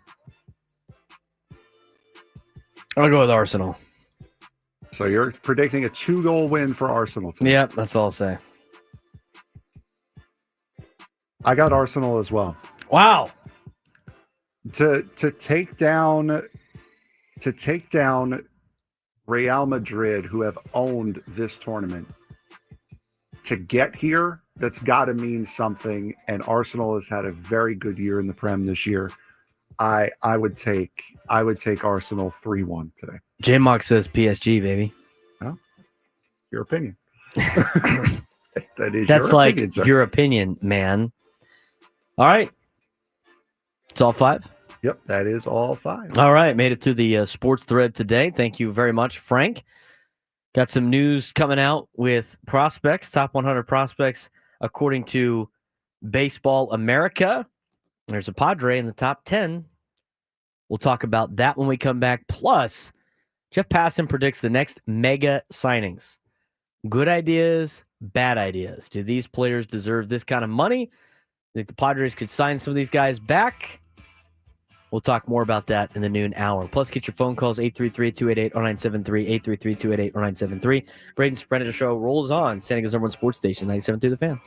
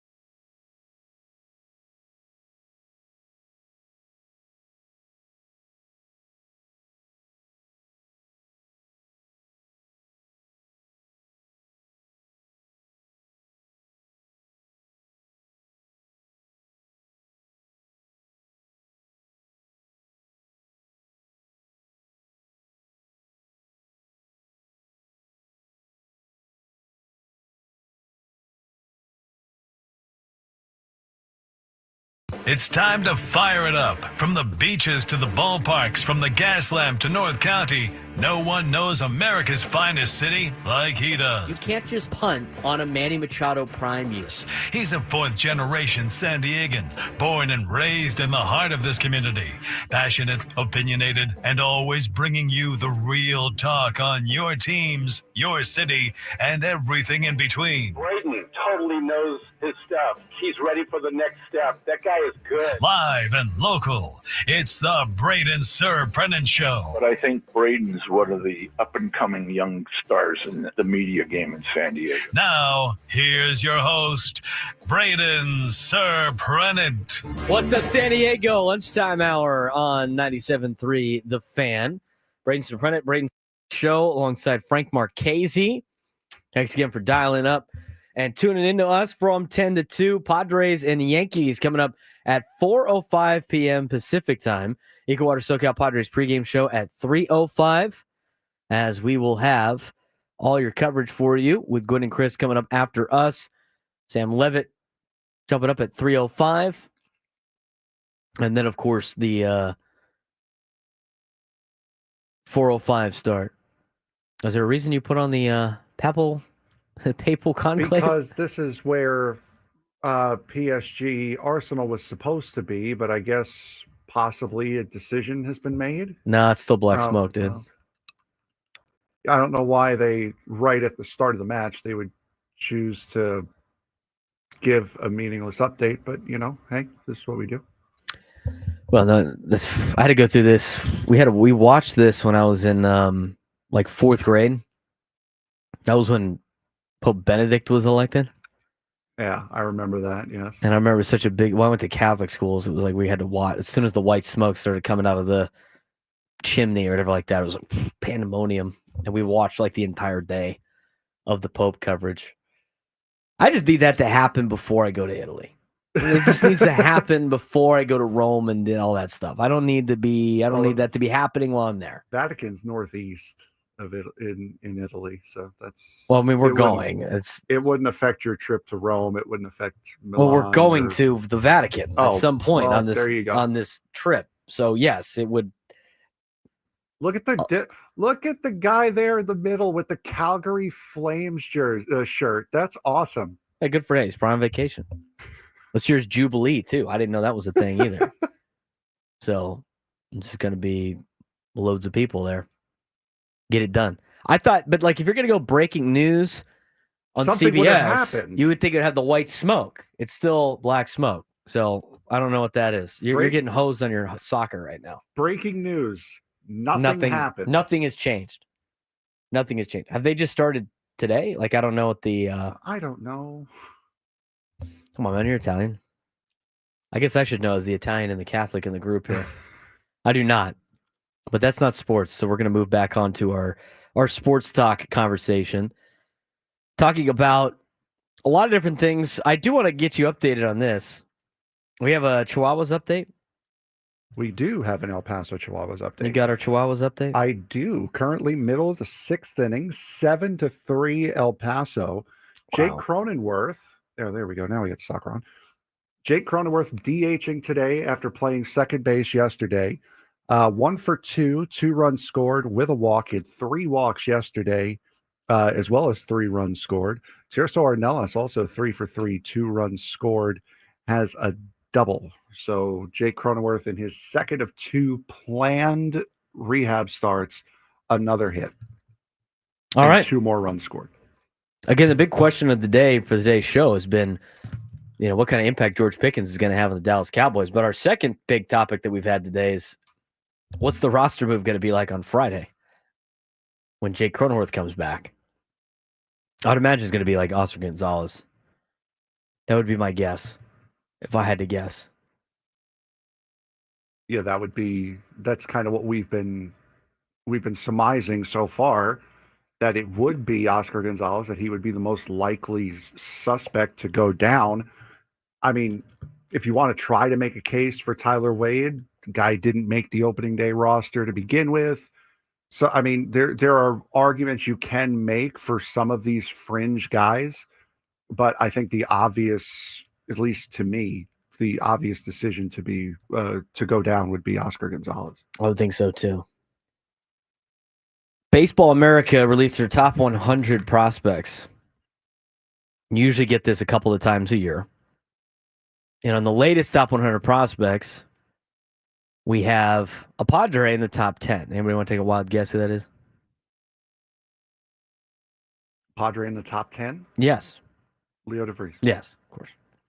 Leo DeVries comes in at number 7 on the latest top 100 Baseball America top 100 prospects. A prospect that's going to be talked about. I mean, he's been hyped up a lot, but I think he's going to be the real deal for the San Diego Padres coming up.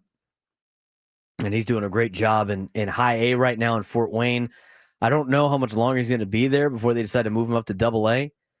But Leo's continuing to play really good baseball for the Fort Wayne Tin Caps. Now, his defense hasn't been great. He's made a lot of errors. But offensively, there's a reason why they call him El Mutante. The Mutant. That was the latest update that we had. I want to dive into this, though. We kind of briefly talked about it yesterday when it comes to future contracts being dished out. Players that should get $100 million, players that should get $200 million, players should get $300 million, $400, $500, $600 million. Total contract. Jeff Passan laid out who would get said contracts. He does want to mention, note, included in the below list are players who already are part of the 9-figure club, even if they're in line for another $100 million plus deal. Those include Bobby Witt Jr., Corbin Carroll, Jackson Merrill, Yordan Alvarez, Ronald Acuna Jr., Garrett Crochet, and Alex Bregman. $100 million players for this year's class. Pete Alonso, Michael King, Dylan Cease, Zach Gallen, Framber Valdez, Bo Bichette, Kyle Schwarber. Contenders: Luis Arraez, Jack Flaherty, Cedric Mullins, Josh Naylor. The excerpt on Michael King. 2 years ago, King was a reliever for the New York Yankees. He's the best pitcher in the class. His sinker and slider have elite movement, and his command of his 4-pitch arsenal is exceptional. He strikes out oodles of hitters, maintains his velocity, and could wind up with a bigger deal in free agency than his teammate with flashier stuff, who's listed next on the list, in Dylan Cease. Cease has long been considered the gem of the strong core or crop of starters scheduled to hit free agency after the season, and it's easy to see why. His slider is a weapon. His fastball sits at 97. His stuff is nasty, but he never has been able to avoid walks, and that will scare away some suitors. Cease is much better than a 5.61 ERA he currently spots, and he should get a 5+ year deal, but $200 million plus is probably out of the reach because of the free passes. $100 million pitcher for Michael King, $100 million pitcher for Dylan Cease. Is that affordable for the San Diego Padres? Can you get Michael King under contract for the same type of contract that you gave Joe Musgrove? Joe Musgrove got a 5-year, $100 million deal. Can you get Michael King for that? Or you're going to have to go up to $150? 5-year, $150 million deal? $30 million a year? You have $30 million a year pitcher, Michael King? Like I said, if I have to choose between, if I had money for only one and I had to choose between King and Cease, it would be King to get that money over Dylan Cease, at least right now. I'd pick King for sure if I had to pick between the two. I don't think the Padres are in a spot where they could give both King and Cease $100 million. They mentioned with Cease, with all the free pass that he gives out, that he's not going to be a $200 million pitcher, which is interesting. How much did Blake Snell just get? Blake Snell got a decent amount from the Dodgers, didn't he? Let's see. Blake Snell from LA. Talk about a guy who walks people. 5-year, $182 million with a lot of deferred money. Close enough. He's getting $36 a year. Does Michael King get 30 a year, 35 a year? I mean, he's only been a starting pitcher for a year and 2 months. I think he's actually going to garner a little bit more. He's 30 years old. Because if you look at what he did, if you look at what happened with him through this whole arbitration offseason thing, holding out, not holding out because he wanted more money from the Padres necessarily, but holding out because he didn't want to be, oh, well, Padres only gave Michael King this amount, so why aren't you taking this amount for a similar thing that we're asking you to do for some guy in the future? So I have a feeling that if you're looking at a number, not because I think he's greedy and not because I don't think he's worth it, I think whatever number range you're looking at, I think Michael King would be on the higher end of that range. Because he doesn't want to be the example as to why you can lowball somebody else in the future. And he showed that this offseason. Is Michael King a $200 million pitcher? If he keeps doing what he did last year and this year, I wouldn't see why not. I think the only one that would give him $200 million is the New York Yankees. There's not a lot of $200 million pitchers out there. I mean, even Blake Snell's not a $200 million pitcher. You look at guys on the New York Yankees that, sign these gigantic contracts. Garrett Cole's a $324 million pitcher. I guess, Max Fried just got a contract as a left-hander. 8 years, $218 million. An 8-year contract for a 31-year-old is pretty long. Right, but you've also you are locking up the ace of your rotation. So if you think that Michael King has the potential to be your number one guy, your opening day starter for the next 5 or 6 years, yeah, I think he's worth it. I think he would be worth that money. Well, if Jeff Passan has him listed as a $100 million pitcher, which means he's not going to make 200, even if you gave him like $190 million, and you do it over 6 years, that's a $32 million pitcher, $32 million a year for 6 years. He's 30. You play him until he's 36. I'd be okay with that. I'd be okay with that too. I mean, I think there's a lot of things that play into him not being a $200 million a year pitcher. I think a lot of it has to do with the fact that he doesn't have the experience as a starter as much as others do. I mean, if he's in that category, I think the Padres can't afford a guy like Michael King. Is this his last or second to last year of arbitration? King? Yeah. This is his last. Yeah. He's a free agent at the end of the year. Okay. He's got a $15 million mutual option next year that he won't take. No. $31 million? I don't know. Can the Padres afford that? He'd be the highest paid pitcher on the staff. And he'd be, come 2027 or whatever, he'd be the highest paid player on the staff, on the team at $31.6 million a year. I think you have a better chance at getting him at a lower price if you do it during the season.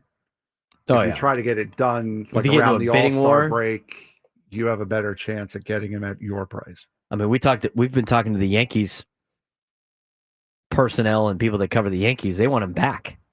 Yankees want him back. I saw somebody in the chat ask if Michael King is a Boris client. He's a XL Sports Management. Oh, there you go. Maybe you can get him for cheaper. I think Dylan Cease is pitching his way out of dollars right now. Yes. Maybe there might be a situation you get both. Who else is on this hundreds of millions of dollar list? Any of these players worth that kind of money for the Padres in the future? I mean, we're talking about a lot of players out there that fans want to see replace some of the guys they currently have. We'll see if we can find some of those solutions for you when we come back on the Braden Surprenant Show. San Diego's number one sports station, 97.3 The Fan.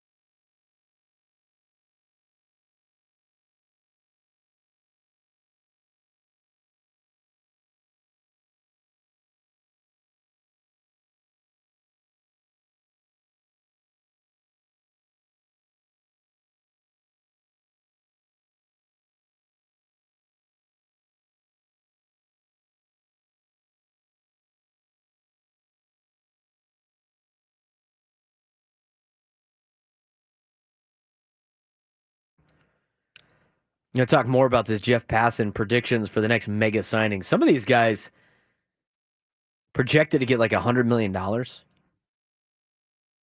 is utterly ridiculous, just in general. But that's the whole point of this exercise right now is basically to tell you what the new going rate is for players. And the new going rate for players is a lot higher than what you would expect. It goes back to my entire Xander Bogaerts conversation that I had last week, 2 weeks ago. It's going to be the going rate for players. I mean, if you think about just in general, a simple term, for players that make $100 million or more, if you give him a 5-year deal, he's a $20 million a year ball player. This is the list of players that are expected to get at least $100 million. Pete Alonso, Michael King, Dylan Cease, Zach Gallen, Framber Valdez, Bo Bichette, Kyle Schwarber, Luis Ariz, Jack Flaherty, Cedric Mullins, Josh Naylor. All would be $20 million a year over a 5-year span. There's a lot of players on there that I don't think are worth 20. Like, you wouldn't give $20 million a year to. And that's assuming you just give them a 5-year deal. A lot of these guys you don't want to give anybody. You want to give a 5-year deal to based on their age. You look at the class of 2026, 2027. $100 million deals. Freddie Peralta. Randy Arozarena. Randy will be 32 years old when he signs his next contract. You got to pay him till he's 37, $20 million a year if you give him a 5-year deal. If he's worth $100 million and you only give him a 3-year deal, that's a $33 million a year player. Alec Baum?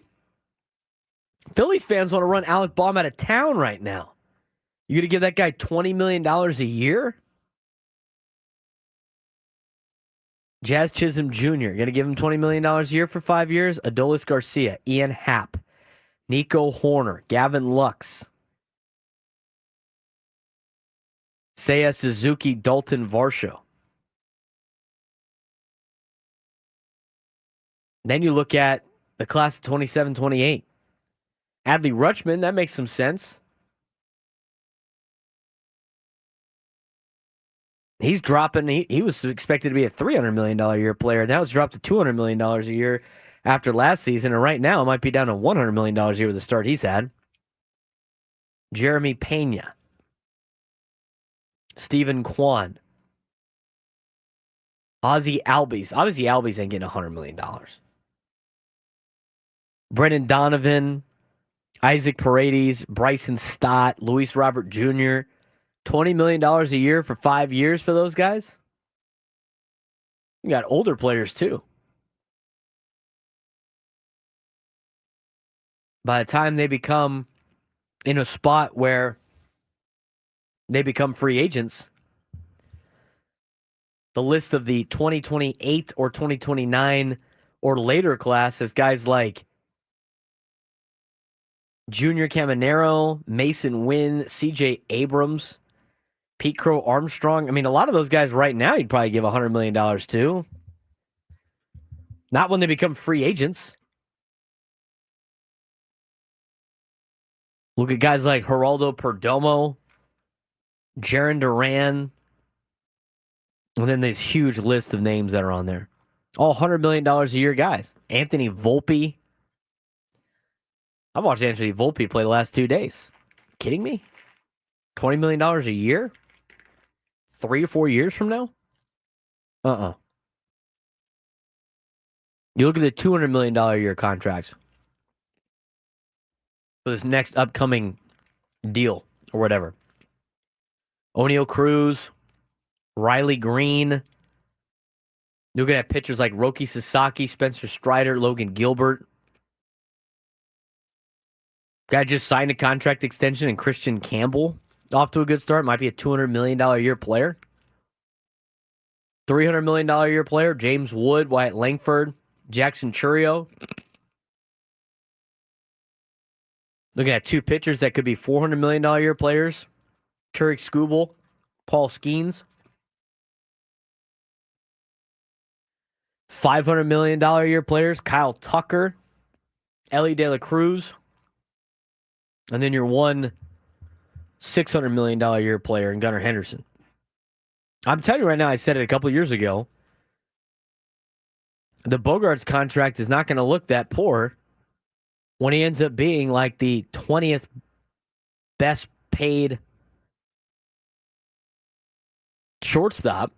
And even though he's probably going to be a first baseman in the future, I mean, he's probably going to be like in middle of the road in terms of contracts the way these are showing up.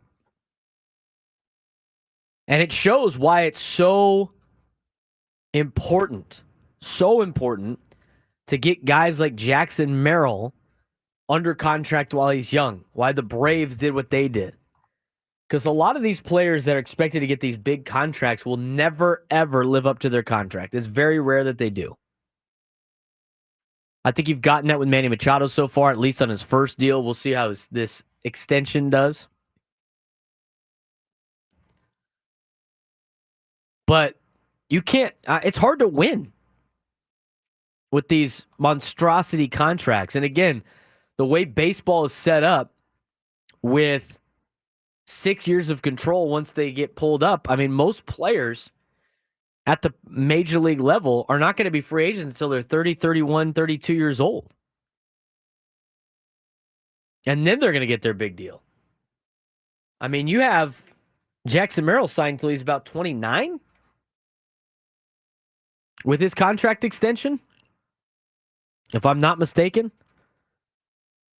Jackson Merrill is signed until 2034, which is 9 years from now, which means he'll be 31. I mean, he's still going to get another deal at 31, but is he going to get that $100 million, $200 million on top of this? And you play him for his, age 31 through 38 season, 31 through 37 season? These contracts don't make a lot of sense for these players that enter at 29, 30, 31 to 33 years old. Even though that's what the value of those players are. We talked about it with swing speed last week. I mean, where your swing speed just completely collapses as you get past age 32 season. Most of the time, you are paying for these guys for what they did, not what they're going to do. And I think the Padres are done with those contracts. I think Xander Bogaerts is probably the last contract the Padres signed that's going to be one of those paid for what you did and not what you're going to do in a Padres uniform. Because extensions, you're paying those guys for what you're expected to get during those years, like Fernando, like Jackson Merrill. I can't imagine them signing these big time deals in the future. Not when you got some players coming up through the minor leagues that you should probably try to have part of your organization for a long time, like a Leo DeVries or an Ethan Salas. Shows the importance of drafting and developing, shows the importance of being able to find your own talent and getting a lot of young guys to come up and play at younger ages and get the most out of them before they become free agents. Because look at the free agent numbers for a lot of these guys. They're in position where I don't know why you would sign those contracts. And that's why I continue to say, I mean, you can't evaluate some of the contracts and thinking it like $25 million a year for a player means he's your best player on the team. I mean, $25 million a year is going to be like an average player in the next 3, 4, 5 years. And I don't think I'm going out on a limb saying that.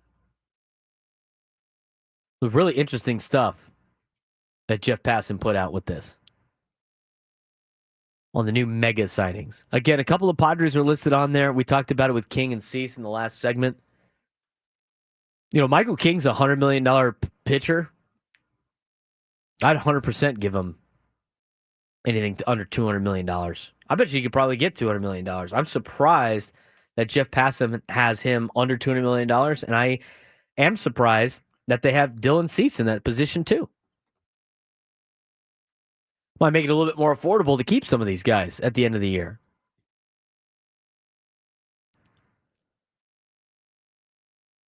Somebody asked in the chat, did the Dodgers do it right by signing Mookie, Freeman, and Ohtani? They get some of the better players. They got a World Series out of it. But again, those players are going to decline eventually. Father Time is undefeated. The thing that balances them out is they got young players coming up through the minor leagues that usually fill in when guys go down. The Padres have players go down, and you saw a massive difference between the team that filled in and the team that they had rolling out there every day. The Dodgers have Freeman go down, or Teoscar Hernandez, who just went down, and they don't really miss a beat because they have the resources to do both. They can buy their way out of contracts. Padres can't necessarily do that. We're on a roll, by the way, on our lunchtime hour food conversations. We influence people to eat a lot of different foods that they would not have today. Like J-Mock in the chat. I got a chicken quesadilla with sour cream for lunch because we talked about it. Need some food sponsors here in the lunchtime hour. When we come back, we'll keep you updated on the Stanley Cup playoffs and the NBA playoffs. Some games last night, some games tonight. Need some contestants for a midday sports standoff. Plus, first MVP votes are out. We got a Padre leading the way in the National League. We'll talk about it when we come back. Braden Surprenant, show standings on Sports Station 97 to the Fan.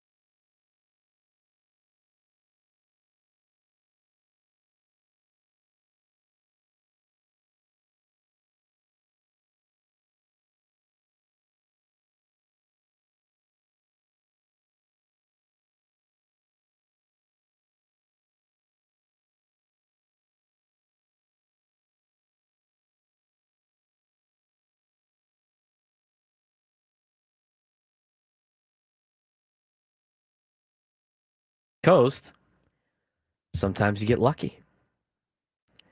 San Diego Padres have reinstated Sean Reynolds from the 15-day injured list and have optioned Ryan Bergert to AAA El Paso.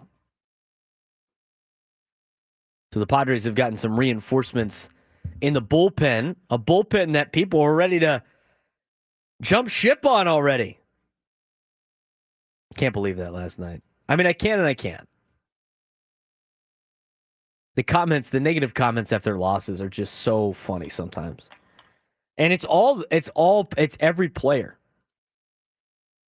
Like there's only like 3 players that are safe from any type of criticism. But last night it was just like, this guy sucks. This guy sucks. This guy sucks. We have the best bullpen, but this guy sucks. I'm like, well, if this guy, and this guy all suck in the bull, how good is the bullpen really? I'm trying to use that logic with some of the people on social media. I'll take this bullpen against any bullpen in Major League Baseball. I don't care if they give up 10 runs in one inning or not. Braden, you can't logic nameless, faceless people on the interwebs. I know. It's brutal. Wandy Peralta, get rid of this guy. Get rid of Adrian Morejon. Get rid of this guy. Get rid of that guy. This is why Mike Schilt says the things he says in media and press conferences. I like what he has to say now. He just goes well, just go look it up. I don't need to tell you. Look it up. He's been great. Look it up. I agree. I mean, what a difference 2 days make. Yesterday's show was greatest team ever. Today's show is they got to fix this problem. They got all these holes here. They got all these holes there. It's kind of funny. 833-288-0973. 833-288-0973. Got a month into the season. First month plus of the 2025 MLB season has already produced some MVP-like performances from dozens of players that's reflected in MLB.com's first MVP poll this season. They put this out yesterday. A total of 46 experts cast ballots for early MVP picks in the American and National Leagues, and the results contain lots of familiar names, but also plenty of noisemakers you probably wouldn't have predicted before the season. 50 players received at least one vote between the two leagues, 30 in the American League, 20 in the National League. In the American League, the early favorite is clear. It's unanimous, in fact. But in the National League, the race is wide open. It's important to point out that votes were based not just on performances so far, but also how things are expected to play out over the rest of the season. Very notable, I would say. Voters ranked their top 5 picks in each league on a 5-4-3-2-1 scale. 5 points for first place, 4 for second, 3 for third, and so on and so forth. I don't want to spend too much time on the American League. Aaron Judge got picked number 1, 46 first place votes. That's going to be as obvious as it gets. Who would have thought? That was in 423 through Sunday. Led all of baseball in hits, runs, RBIs, on-base percentage, slugging percentage, and obviously OPS. It figures that he also leads in both Baseball Reference and Fangraphs version of WAR, 3.1 B WAR, and a 3.4 F WAR. Judge had a 14-game hitting streak entering Monday and hit 474 with a 1348 OPS during that stretch, which included 9 multi-hit games, mind-blowing through Sunday. Judge is on pace for 481 total bases, which would smash the all-time single season record of 457 set by Babe Ruth in 1921. He is a gigantic player playing in a very small ballpark, but he does a very good job at hitting for a high average, hitting with power, leads so many offensive categories. It's no doubt that Aaron Judge will probably be the MVP of the American League. In the National League, now Bobby Witt Jr., Alex Bregman, Cal Raleigh, Jose Ramirez gave a run for their money. Any of those names, Frank, stick out to you as giving Aaron Judge a threat? You have to pick one of those 4. Bobby Witt Jr. Yes. I think that's the only answer. Alex Bregman's done well, but I don't think it's more than what Aaron Judge can do. Cal Raleigh is off to a good start. It'd be hard to have him outdo Judge when he's not hitting for a high average. It's mostly power numbers. Jose Ramirez is a great baseball player. He's very under the radar in terms of overall stardom. when you list like superstars in Major League Baseball, he's always the one that seems to get left behind. Yeah, because why would you watch AL Central Baseball on a Wednesday afternoon? In the middle of the day. Yeah, true. You can have the Royals play the Guardians,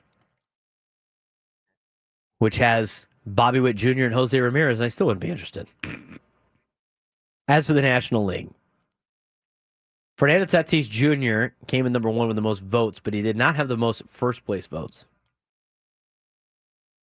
The Polar Bear did, with 17 first-place votes. Alonso, already with a 4-time All-Star, is having his best season yet through 35 games in 2025. Came into Monday leading the National League with a 344 average and an 1124 OPS, and tied for Major League Baseball in doubles. Home run pop is still there, 8 so far, but he's become much more of a complete hitter. Consider this, he's never had another 35-game stretch within a single season in which he hit 344 or better. Like Tatis, Alonso is on pace for a 10-plus F4 season. I still think Fernando's the best player in the National League. Ohtani hasn't pitched yet. He comes in at number 3 with 8 first-place votes. Kyle Tucker comes in 4th. He had 4 first-place votes. Corbin Carroll came in 5th. He didn't have any first-place votes. But Fernando, with 16 first-place votes and the most voting overall, was voted as the current MVP leader in the National League. I don't think he's got too much of a setback the last couple of nights in New York, although he did go 2 for 4 yesterday. But he's back to hitting like a superstar. 328 average through Sunday, pacing all NL outfielders, and his 973 OPS ranking 3rd among all NL players. He had 8 homers and 8 stolen bases entering Monday, putting him on pace for his first 40-40 season. Tatis is already at a 2.1 WAR this season, according to the Fangraphs model, and he's on pace to finish with a 10.6 WAR. He's an MVP level player. I think he's the best player in the field more times than not. And honestly, with everything that Judge does, and I might be biased, I like what Fernando can bring defensively and from a running game perspective more than Aaron Judge, who just really obliterates everybody else out of the water when it comes to offensive production. This Padres team is going to have a lot of success in October if Fernando Tatis Jr. is ultimately the MVP of the season. And I think he could definitely be that. Again, only a month in. They're probably going to do this again in May, and they'll do it again in June, and do it again in July. Yes, it is obviously too early for MVP talk, but some players are off to some pretty good starts, including Fernando. Now, without further ado, it's time for our midday sports standoff.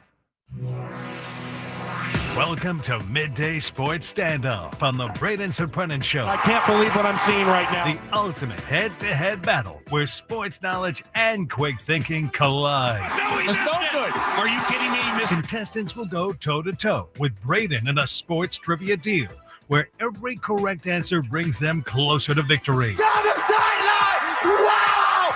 Unbelievable! But 3 strikes and it's game over. This is not Detroit, man. This is the Super Bowl. Can you outsmart Braden? The Midday Sports Standoff starts now.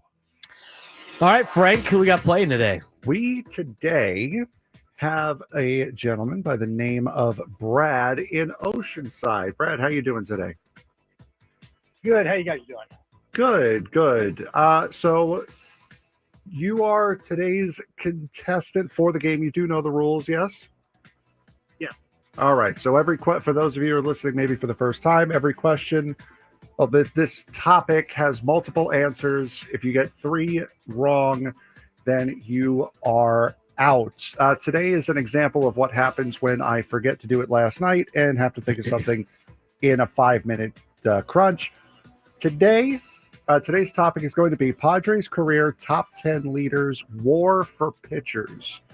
So the 10 pitchers in Padre history that have the highest career WAR. That's in a Padres uniform? In a Padres uniform, yes.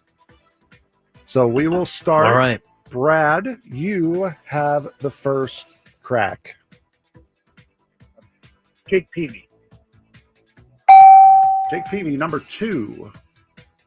Second highest Padre player of WAR? Yes. For pitchers? 24.8. I'd go with Randy Jones. Randy Jones, number 5. Brad. Kevin Brown. Kevin Brown, not in the top 10. Braden. This is based on career, right? Not Yes, just one career season. top 10 leaders in WAR for pitchers. It might not seem like this because he's a bullpen guy, but Trevor Hoffman. Number 1. Brad. Career.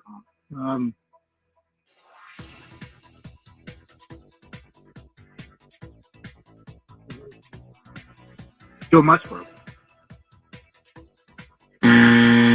Joe Musgrove is not on the list. Braden. So we have Hoffman, we have PV, and we have Randy. Yep. What about Andy Ashby? Number 3. Brad. How about Chris Young? Chris Young is not on the list, Ah. unfortunately. Poor Brad. A lot of those are recent pitchers. My next guess would have been Eric Shao. Yes, number 7. And then I was done. So Hoffman, PV, Ashby, Andy Bennis. Yes, Bennis, thank you. Randy Jones, Ed Whitson, Eric Shao, Joey Hamilton, Greg Harris, and Bruce Hurst. Bruce Hurst. Those are your top 10. Like I said, I would have been out after I was running out. Speaking of pitchers, as mentioned before, Padres have reinstated Sean Reynolds from the 15-day injured list. Ryan Bergert has been sent down to AAA El Paso. Jake Cronenworth's done for the day, correct? Yes, Jake Cronenworth is done for the day. That 1 for 2 with 2 runs scored and a walk. That was it. He was then pinch hit for by Bryce Johnson. All right. Should see him on Friday. As expected, yes. As expected. Padres getting even more full strength. Tonight, I like to see him bounce back a little bit. I think they kind of the one inning last night was kind of an anomaly. It is what it is. You're going to have those in baseball. No reason to panic. No reason to panic at all when it comes to the bullpen. Still think it's one of the better bullpens in Major League Baseball. In fact, statistically, it is the best bullpen in Major League Baseball. I saw in the chat, Martine. I'm a true blue Dodger fan, but I'd love to have the Padres bullpen. Could be worse, guys. You could have the Dodgers bullpen, I guess. That is called a rational sports fan, is what that is. Let's not get too crazy.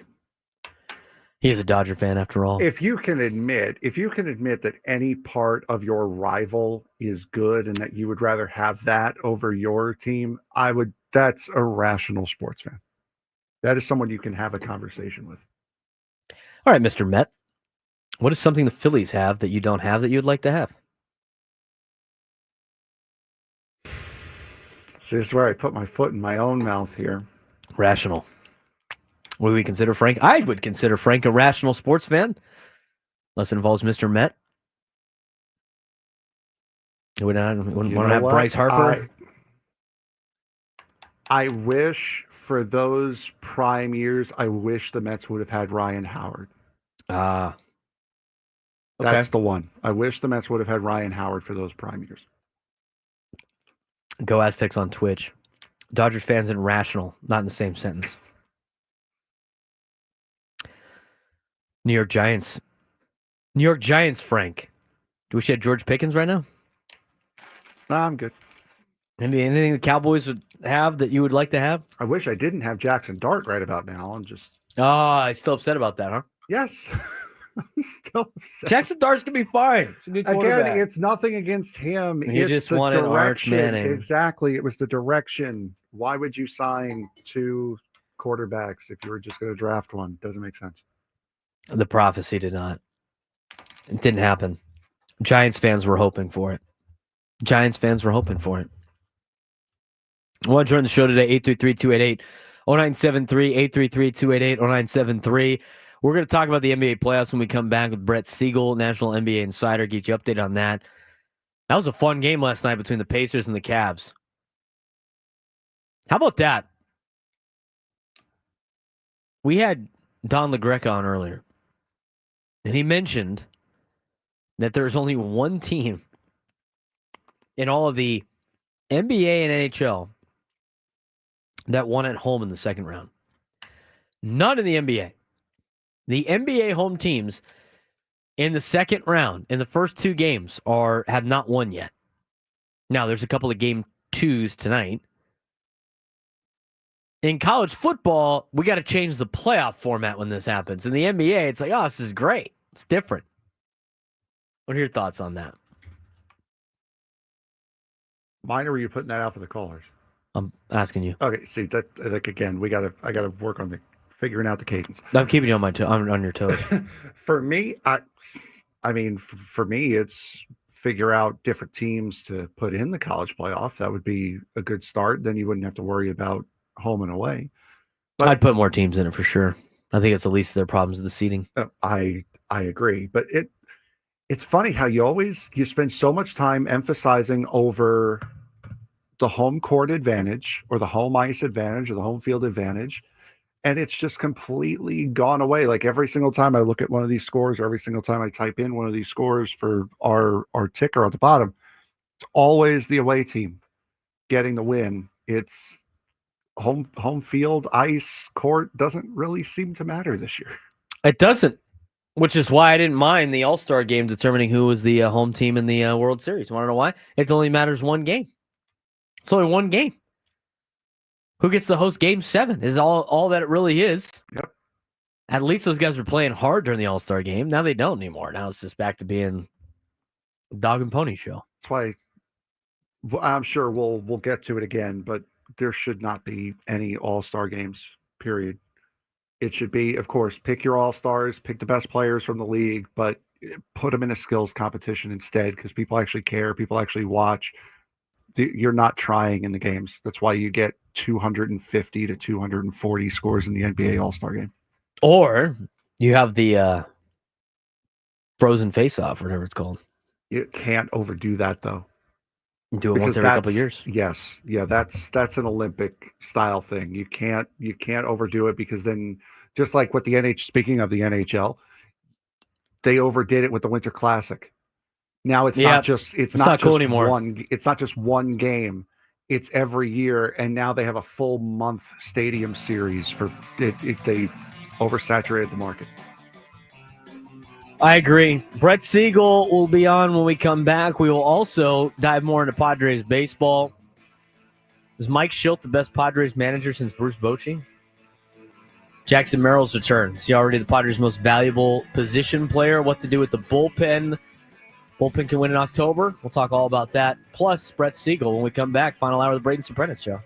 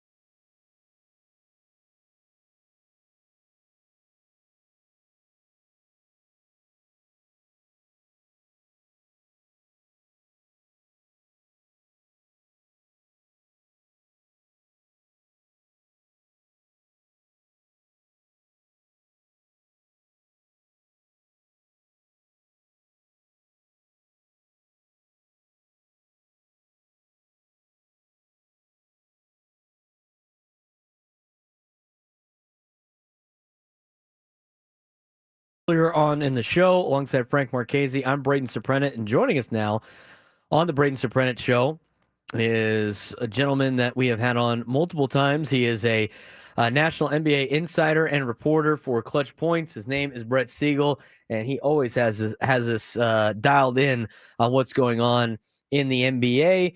Brett, what's going on? How's your playoff Wednesday going?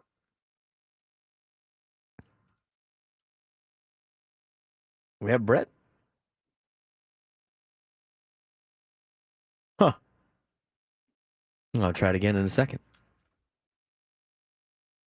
He's got the red dot on the call screener. So while Frank's figuring that out, we'll keep you updated on what's going on with the Padres. Obviously, we'll start at 4:05 with the EcoWater SoCal Padres pregame show at 3:05. We got Brett back, or that we'll have to recall him. We talked about kind of reset here. Later on in this hour, we're going to dive deeper into Mike Shilton and what he has been for the San Diego Padres as a manager. We'll also talk about Jackson Merrill's return. We'll dive into the bullpen a little bit more, and a lot of people were upset about the way the bullpen was yesterday. But that being said, you know, it is what it is. You're going to get some bad games every once in a while, your bullpen. But I think we are able to track Siegel back down here. So, Brett Siegel, national NBA insider and reporter for Clutch Points, joining us on the Braden Surprenant Show. Brett, what's going on, man? Hey, Braden, how you doing, man? I'm doing well. All right, good to have you back on the show. I'm sure you're dialed into some playoff basketball here in the NBA. Last night, had a thriller between the Pacers and the Cavs. You saw Donovan Mitchell have a monster night with some serious athletic plays, 48 points, but it wasn't good enough. Pacers just kind of stayed close the entire time and hit the late shot by Halliburton to steal a victory from Cleveland and continue their winning streak on the road. What were your biggest takeaways out of Game 2 between the Pacers and the Cavs last night?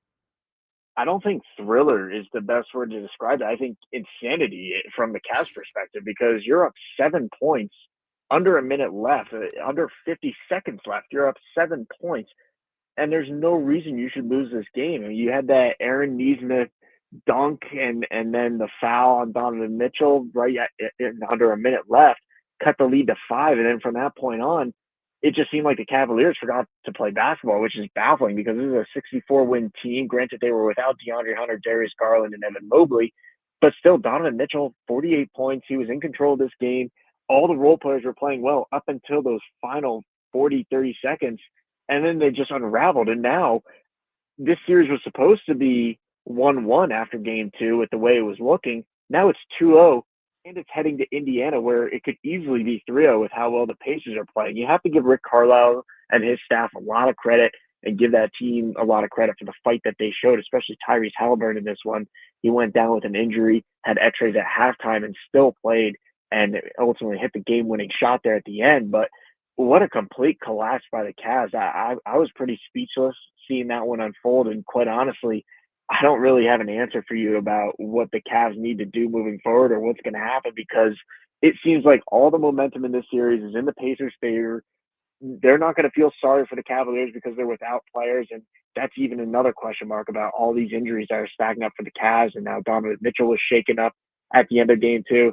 It just seems like literally everything that could have gone wrong for Cleveland in the first 2 games of this series has gone wrong. We're talking with Brett Siegel, a national NBA insider and reporter. Talked about with Cleveland, they've now collapsed in 2 straight fourth quarters. What have you noticed that's been breaking down late with the Cavs? It's the effort on defense.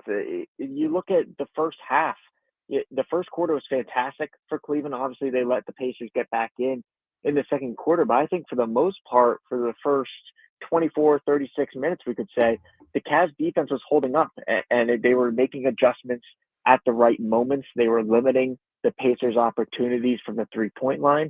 But again, it goes back to Game 1 where the Pacers were pushing in transition. They were getting out, looking to score quickly, and they were finding opportunities in the lane. That continued in Game 2, and it allowed them to just kind of hang around, until they finally made their push there at the end. The Cavaliers unraveled. They weren't able to get rebounds. They weren't able to contain the ball. They kept turning it over, leading to more quick opportunities for the Pacers. And that ultimately proved to be the difference in this one. And now looking ahead to game 3, well, what needs to change for the Cavs? They just need to take care of the basketball. They need to limit their opponent from getting in the lane, and they just need to be themselves. You can't look at this series anymore if you're the Cavs as you're down 2-0. You just have to take it one game at a time and understand that up and down your roster, you are the better team on paper. You proved to be the better team during the regular season. Now that needs to translate into the game. But I'll tell you this, Braden, it is not looking good for them right now, and I would not be shocked if they went down 3-0.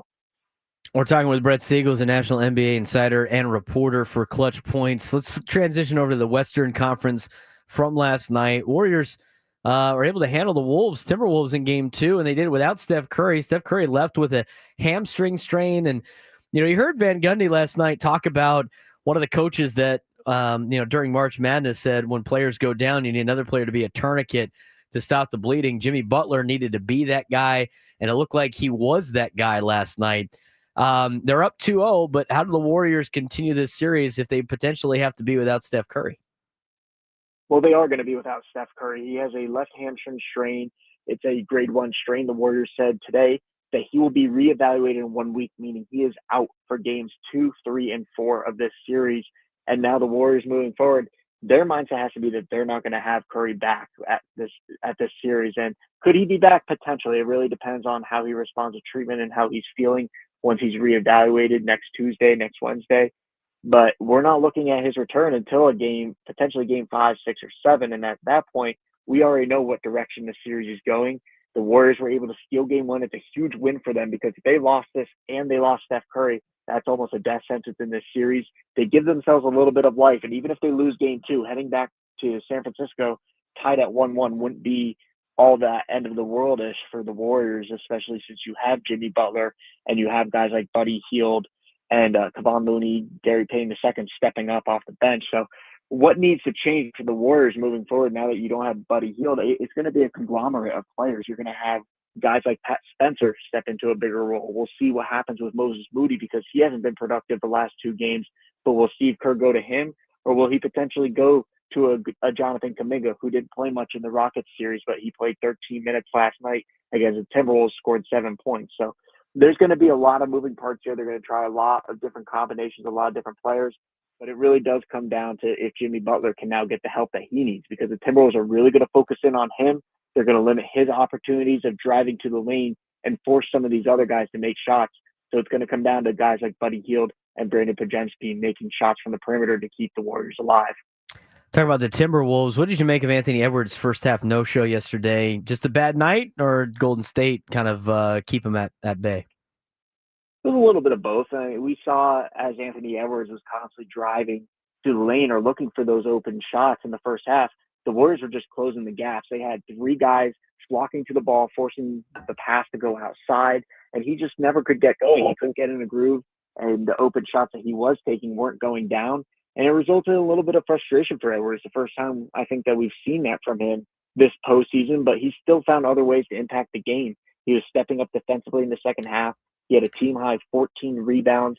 And even though he only made 1 3-point shot and he was 9 for 22 from the floor, he still ended up with 23 points in this one. So I think that moving forward, this was a little bit on the Warriors defense. They looked good and they played really well through the first 3 quarters, but it was also the shooting woes for Minnesota. We're not going to see another game like this where they go 5 for 29 from 3-point range and shoot under 40% from the floor. The Warriors are going to look to slow them down now, and they're really going to look to control the pace with Steph Curry being out. But the Minnesota Timberwolves, it's up to them to take the fight now on offense and try to speed things up, knowing that Steph Curry's not there to have one of those second-half flurries. We got a couple of games tonight as we talk with Brett Siegel, a national NBA insider and reporter for Clutch Points. Starting with the Knicks and the Celtics. Again, home teams are not doing very well right now. They don't have a single win. That might change tonight in game 2, maybe between the Knicks and the Celtics. How surprising was the Knicks' game 1 win over Boston, knowing that they didn't beat them in the regular season at all? And what did they do to best disrupt Boston's rhythm? I think if you just look at the result of the game and see that they won by 3 points in game 1 on the road in Boston, that's the surprise of it. But in terms of how this game played out, it wasn't surprising at all that the Knicks won because the Celtics were killing themselves from the three-point line. They shot 60 total threes. And when you do that, if you're not making half of those, you're going to wind up losing the game because that's all your shots. You're just jacking up shots from the perimeter, and you're not even looking to put pressure on the Knicks. And even though the Celtics were up 20 in this game, New York just chipped away. It was OG Anunoby hitting big shots. It was Jalen Brunson getting to the rim and hitting big shots. I believe Mikal Bridges had a big three late in the game to help force overtime. So it's just a bunch of things added up for the Celtics where they not only were taking bad shots, but then they would have turnovers late to allow the Knicks to get back in this one. And then ultimately New York was able to hold on in overtime. We're not going to see that happen again. I think that Joe Mazzulla and his staff made it abundantly clear to their players that they are not going to be taking 63s in a game again. They're going to be looking to get back to their roots of what made them champions last year, and that was slashing towards the basket on offense, finding those cutters of Drew Holiday, Derek White, and also Jaylen Brown and Jason Tatum being aggressive, getting into the lane, forcing the refs to blow the whistle and get to the free throw line, kind of slowing the pace down a little bit when they need to, and just really controlling this game from top to bottom. And obviously, Kristaps Porzingis going out, illness changed the game plan for both teams. There wasn't as much height on the inside for the Celtics, and he's a big cog in the wheel offensively for them. But now that they're going to have him back for game 2, and now that they kind of got punched in the face and they're back on their home court, I think that we're going to see a blowout win for the Celtics in game 2. I really do believe that. And looking ahead, do the Knicks have a chance moving forward in this series? Obviously, after winning game 1, it favors them, and they saw themselves finally be able to conquer the Celtics in a game. But I just feel like that this is going to be a series that Boston opens their eyes, they realize what happened in game 1, and they're going to gentlemen sweep the Knicks. We're going to talk about the last game, Western Conference.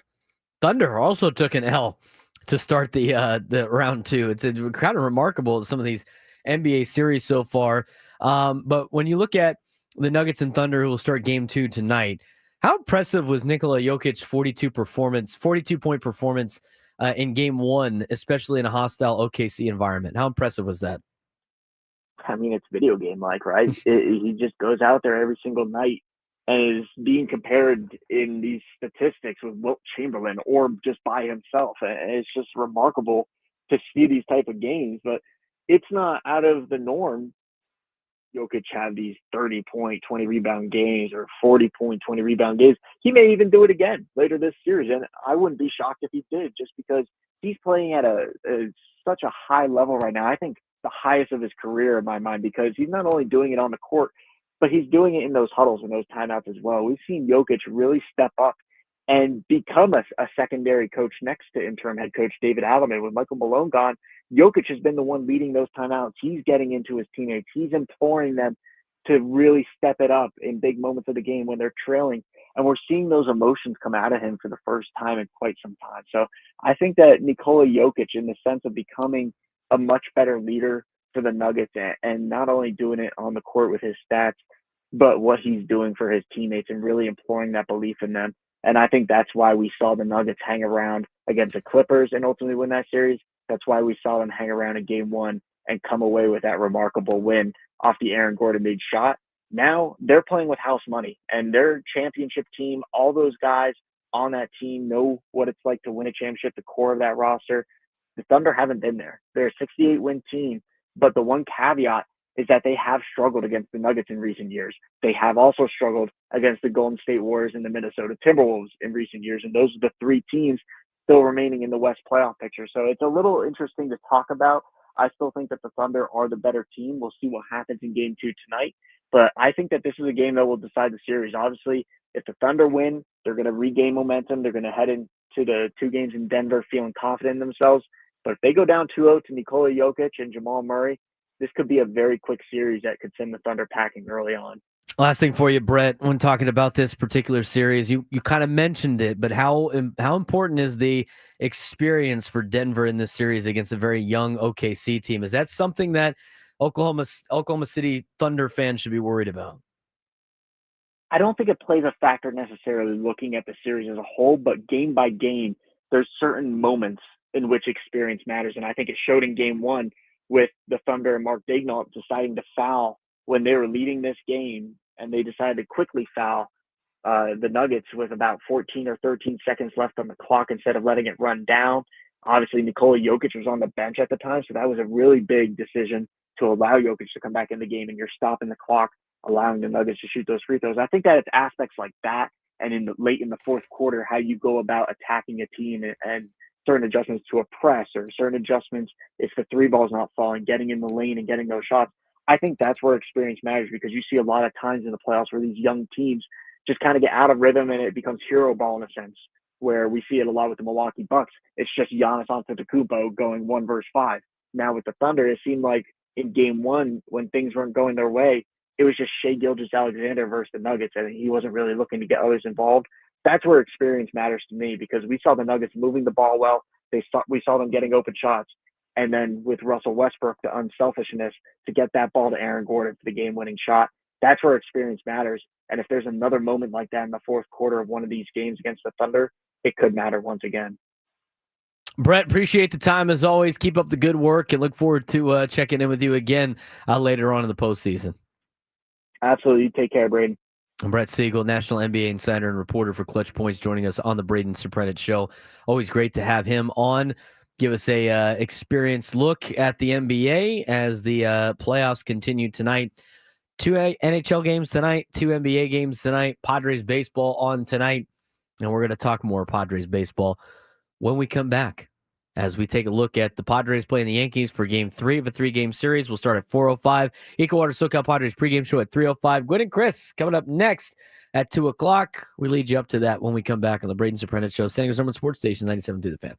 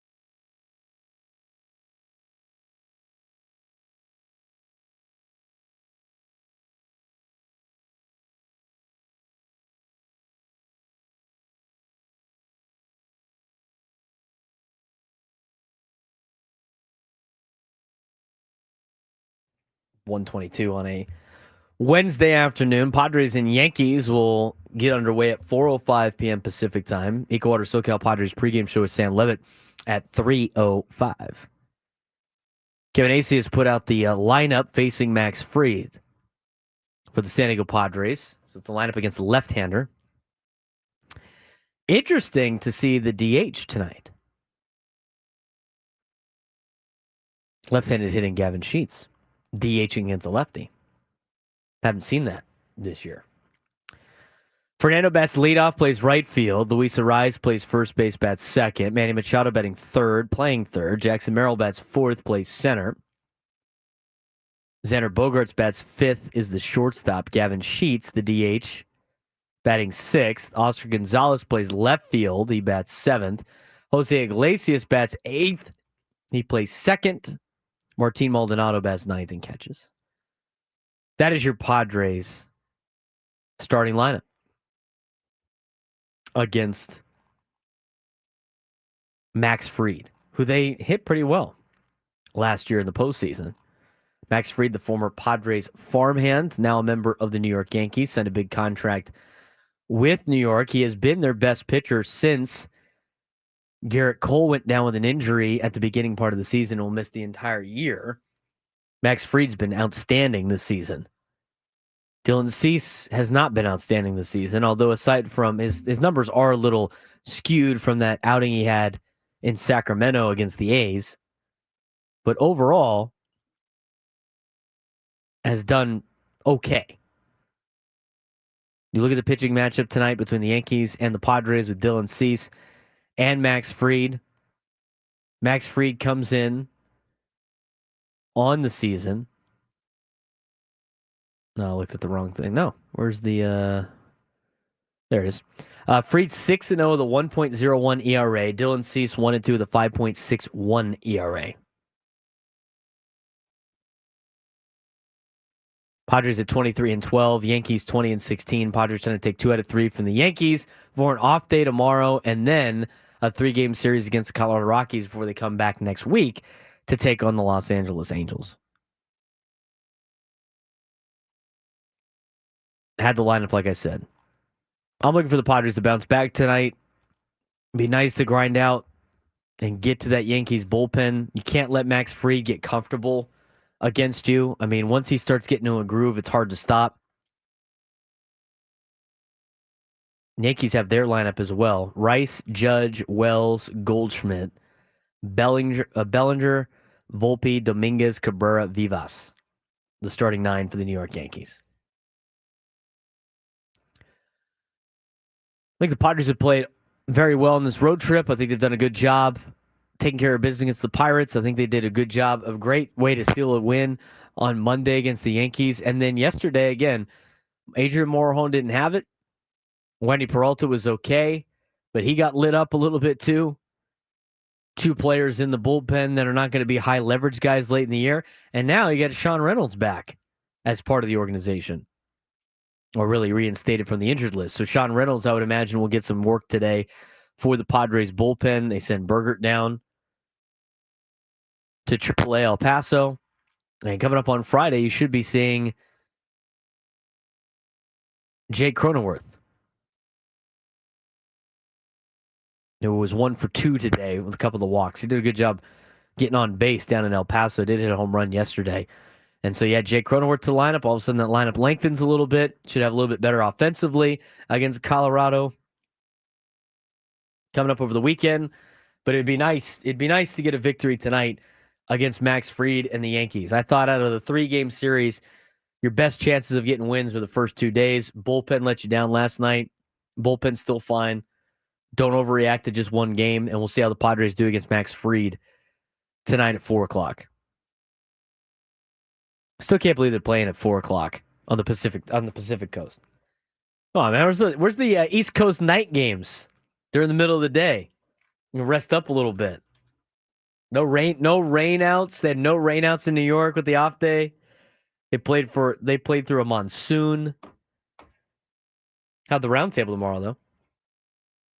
Frank's first time contributing to. Well, you're not going to be on the roundtable, but you'll be here.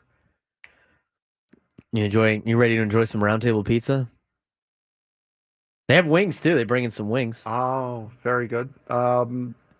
Sure. Yeah. I'll indulge a little bit.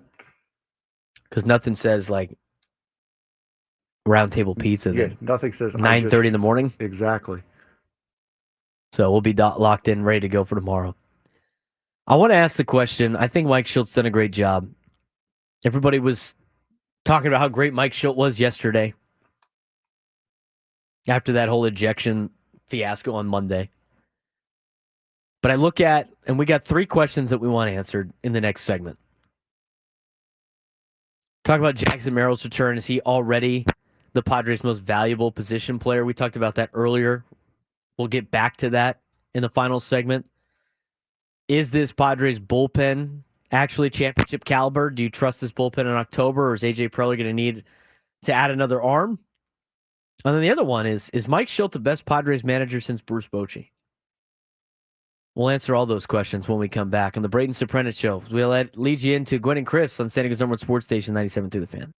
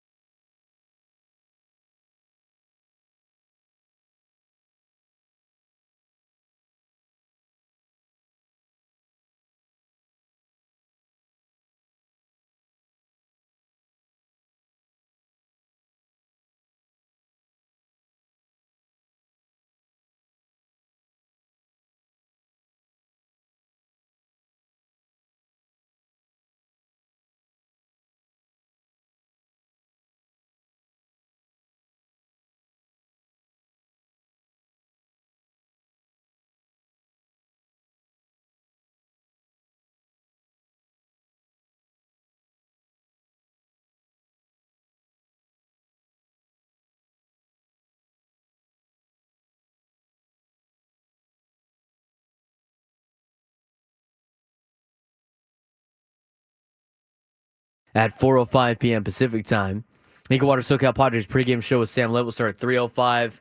Gwynn and Chris will have the next hour with Tony Gwynn Jr., Chris Ello, Matt Scraby, leading you up to the Eagle Water SoCal Padres pregame show. We will be back tomorrow at 11, as we will have the roundtable at 10, sponsored by Roundtable Pizza.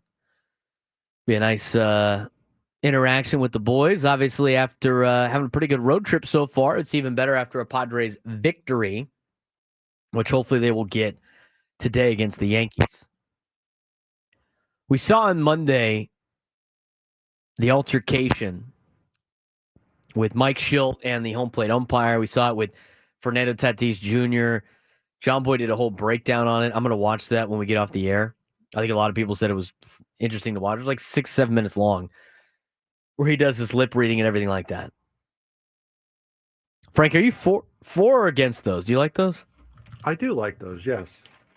It's What's your favorite one of all time? Oh, God.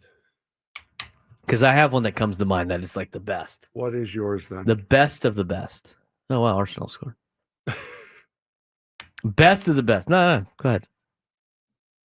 What do we got? No, go ahead. What's yours? Because I can't think of one off the top of your head. My head. No, I don't want to make it biased for you. No, go for it. My favorite breakdown that they ever did. It's like 12 minutes long. It's when Cincinnati and I think it was the Pirates. Cincinnati and the Pirates. It was that fight between the Reds and I want to say it was the Pirates, where Amir Garrett took on the entire team by himself. Oh, yes. And in the middle of all of that, like, Yasiel Puig got traded to the Guardians in the middle of the game. Like, he's in the middle of a fight, and he's already not on their team anymore. Because he's part of the trade that sent Franmil Reyes to whatever. Remember that trade that they had? Yeah. That was probably the best breakdown I've ever seen them do. Speaking of, not to get off topic, but did you see the fight in Pittsburgh last night? No, another fight in Pittsburgh. It wasn't on the field. One of their ushers, somebody got in one of their I ushers' just saw face. That. Yeah, it was insane. First of all, I saw it like the clip. Like I was scrolling through. I didn't like watch the video. So what was the context of the situation? Apparently, it starts in the middle, but a guy and an usher are like nose to nose yelling at each other. At a Pirates game, there's probably like 25 total people at that game. Exactly. Which why you would argue with an usher to begin with is a question enough. But apparently the guy spits on the usher. Oh no. It's like this tall guy, probably mid-20s. So he's not going to take that. Just starts swinging at the guy. And honestly, the guy earned it with what he did. At one point, they're still going back and forth with each other. The guy takes his belt off. Oh, no. And starts whipping the dude with this belt. The usher did this. The usher is whipping a patron with a belt. Yes, after getting spat on by him multiple times. So, is that justified if you get spit on? Are you supposed to like walk the other way? I mean, you're obviously not going to work there ever again. He has been suspended, the last I saw, by the Pirates, which understandable. The usher went a little over the top, but seriously, I'm not taking someone spitting on me either. Like, that's not a thing that I'm going to accept as, it's my job. I can't do anything about it. No, that's not your job anymore. You're like, I can't do this anymore. Exactly. I'm standing up for myself here. I saw the clip. Oh, here it is. Yeah, so the guy's in his face, and the usher's like not having it. And the guy's smaller than the usher. I mean, the usher's looking down at him. Yes. I just don't know. It's like a 7-minute video, so I'm not going to watch the whole thing. But I'm scrolling through this. I can't believe you would ever spit in somebody's face. Then the patron drops his bag and is like, gets ready to drop gloves. But the belt whipping is hilarious. It's fantastic, because he's off to a different spot. He's already had a scuffle with this guy. He continues to try to walk away, And then he says something at him. He's like, all right, that's it. Belt's coming off. About to be belt to ass right now. He got him a couple times. He got him good a couple times. And this is all during a game? Yes. You look at the video, there's nobody in the stands. Everybody's watching this instead of the game. Exactly. Yeah, he starts whipping him with the belt. But that's another thing. Like, if you have one, again, why are you arguing with an usher at a ball game? That's like, of the things that I would do at a ball game, that is at the bottom of my list. Where's security right an now? Usher. Security doesn't get involved. Are they even like hired at the Pirates games? There's so less, like little, like not a lot of people there. I don't know, but you can't just go to a different section. I know. Like, go to a different section. What are you doing? You can find your way back to your seat another way. Like, you don't have to go through there. You don't have to continue having this dude, the altercation. other day at the game. Sorry to interrupt. I just thought of this No, you're immediately. fine. No, you're good. The other day at the game, I went with my buddies, and went as a patron, not as a media member. Mm. And I'm meeting up with them because I went and had dinner with my parents. And so I go to meet up with them, and I'm walking to the section, and I'm stuck at the top, like before you walk down. It was like section 1 something. Right before the pitch, yeah. And the guy is arguing with the usher about how his tickets are for those seats, like in that section. And the usher's like, no, it's not. And it was like, no, these are for this section. It's holding up traffic. And I'm like, what is going on? I mean, how do you not know how to get to your seat? Oh, it wasn't like the usher wasn't holding the wait until no play. He is was. happening. He's holding everybody off, but he's telling the guy with the ticket, it's not for this section. You're not here. You're in the wrong spot. And the guy was adamant that he was in the right section. I finally just go, all right, forget this. I kind of cut everybody in line and just walk past. I look at the guy's ticket as he's showing it. It's like we're in section 117. He's showing a ticket for section 329. I'm like, brother, get out of line. Get out of line. Right. Yes. You're not winning this battle. First of all, the usher probably knows. We got some great ushers at Petco Park. Yeah. They know where you're supposed to be sitting. They do a great job. I was going to say, the guy who goes to 1 or 2 games a year versus the usher who is there every single night, plays the different areas of the ballpark. I think the guy who's there every night knows where what is. I'm like, dude, get out of the way. Just get out of the way. I love the I have never ever, I don't want to curse myself. I have never sat in the wrong seat. I have. Now, I've done it on purpose if there's open spaces around, hey, I'm just going to sit here, whatever. Absolutely. If they show up, I'll move back to my seat. But I've never looked at it and been in the wrong section. That seems to happen to people around me a lot. Especially if it's some type of season ticket where this is where I'm sitting, this is my seat. You're in our seats. No, I'm not. Is this section 1 whatever? No, it's not. Oh. Are you sure? My bad. Are you sure? Yeah, I'm sure. And sometimes it's not that big of a deal. It's just sit close. Sometimes I hate when there's people in my seat because I don't want to be that guy. If somebody's in my seat and then there's seats next to my seat, I'll just sit in those seats until those people show up and then I'm like, time to go, buddy. I was trying to be nice about this, but you're in my way. You're in my seat now. So I was in their seat. Well, where are your seats? Right here? Well, why aren't you sitting there? Well, I don't know who these people are, but they're in the wrong section. So great. Have to deal with that all the time. That's just a common courtesy, I think. If you're next to a party of 5 and you're a 1 and your seat is right next to the 5, you give them a seat buffer. That, I think that's just common courtesy until the person who has the seat that you're in. 100%. Yeah. That happened to me the other day, too, in the parking lot. We're parking in the parkade. This final segment's becoming a Seinfeld episode. I know. Well, I guess it's Scraby's Gripes. How about this? What's your take? What do you got on this? Parking in the parkade. Down at the Padres parkade, the big parking garage, whatever. So we're driving up the deal, and we back into a spot, There's like 50 spots open. The MTS parking tower or the Hilton across the street? No, the parkade that's over on J and whatever. Oh. The one that says Padres Parkade on the thing? Yes, yeah. So we parked there. I go like 5th level. The entire, like, it's on one of the straightaways. Like, the entire straightaway's got no cars in it. Back into like a spot. Mm-hmm. I'm about to get out of the car on the passenger side. Someone parks next to you. Somebody parks next to us so tight that I can't even open the door. And I was like, brother, are we for real right now? You have all of these spots that you could go park in, and you decide to park right next to us? I had to get out on the other side of the car because I couldn't get out because they parked too close. There's no other cars in that section. The car behind us parked next to us. I saw that happen in Manhattan once.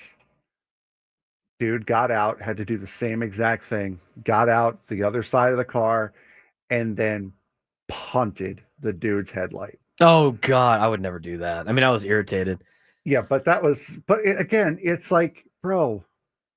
Are you good? You've got nothing on that side. There's nobody else here, and you park right on me. Like, It's like what are you doing? It's like that meme of the urinal. Oh, yeah. Gabriel's got it. Yes. Padre guy's just sitting there doing his thing. Dodger guy shows up. We don't care about the Padres. Goes right next to him. All right, dude. All right, man. Yeah, the parking next to, that was insane. I had to get out on the other side of the car. Yeah, no. And then I kind of gave him like, for right now? Like, we really? Yeah, exactly. It's like, I would have given the whole, like, look one way, look the other in the most exaggerated way and been like, okay, I guess we're doing this. Padres baseball coming up tonight at 4:05.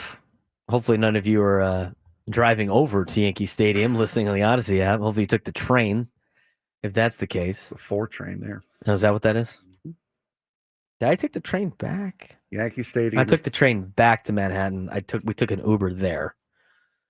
Hopefully Joe in New Jersey holds it down out there. He says it's a pain in the ass getting to the Bronx on any type of time. He needs to bring the A game in the bleachers. If we see a big dude wearing a Padres jersey in the bleachers, it's probably Joe. He always sits there. So hopefully he gives us a call tomorrow talking about a Padres 2 out of 3 to the New York Yankees. It's a brave man to sit out there by them. He says they don't bother him. Well, he's big enough or they don't bother him. That's what I said. Hey, man, you're braver than I am. I don't want to go out there. I don't want to sit in the pavilion at Dodger Stadium. I don't want to sit in the bleachers at Yankee Stadium. Nope. Don't want to sit in the judges' chambers. Don't want to sit anywhere near those people. No. You don't even want to go to the Bronx. You're right. I do not. Mr. Met over here. All right. Yes, we did get the lineup card. Kevin AC tweeted it out before. We had that for you. We're not going to get to everything that we asked going into break. We were doing our own little Seinfeld rant as much as we could. But one of the questions was that I think is interesting. And we talked about Jackson Merrill's return earlier in the show. And we talked about the bullpen earlier in the show. The only thing we didn't talk about was Mike Shildt. And the question was, is Mike Shildt the best Padres manager since Bruce Bochy? Monday's fiery ejection energized the clubhouse, even if the players said the preparation won the game, not the outburst. Players like Bogarts, Arias, and Tatis are visibly responding to Shilt's support and leadership. They all love playing for him. Team is consistently resilient and playing with purpose, leading to the second best start in franchise history. Which leads to the question, does Mike Shildt deserve more credit for changing the culture, and is he already the best manager the Padres have had in decades? I would say he probably does deserve more credit for the culture change. I've seen these guys, in the last couple of years, some of the players trying to change the culture in the clubhouse, which I think goes a long way, and I think they do get the credit for that. But you've seen a massive difference in the team personality with Mike Shildt in charge just compared to Bob Melvin in the 2 years that he had. It's still relatively a small sample size, but in 197 games that Mike Shildt has managed, he has the best winning percentage out of any Padres manager. A .589 winning percentage, as Mike Shildt and his team has won 116 games and have lost 81. He's been 35. He's 35 games above 500 as a manager of the Padres, which is also the best out of any Padres manager. And the winning percentage, because he doesn't have the most wins is Bruce Bochy with 951 wins. But the next highest winning percentage was Jack McKeon in 3 years with a 541 winning percentage. Bob Melvin finished with a 528 winning percentage. Jace Tingler with a 523 winning percentage. Granted, one of those seasons was shortened. Dick Williams had a 520 winning percentage with the Padres. He's in the Hall of Fame. I'm sure Bruce Bochy will enter the Hall of Fame at some point during his career, too. But Bochy was a 12-year manager for the Padres at a 494 win-loss percentage. 951 career wins for Bruce.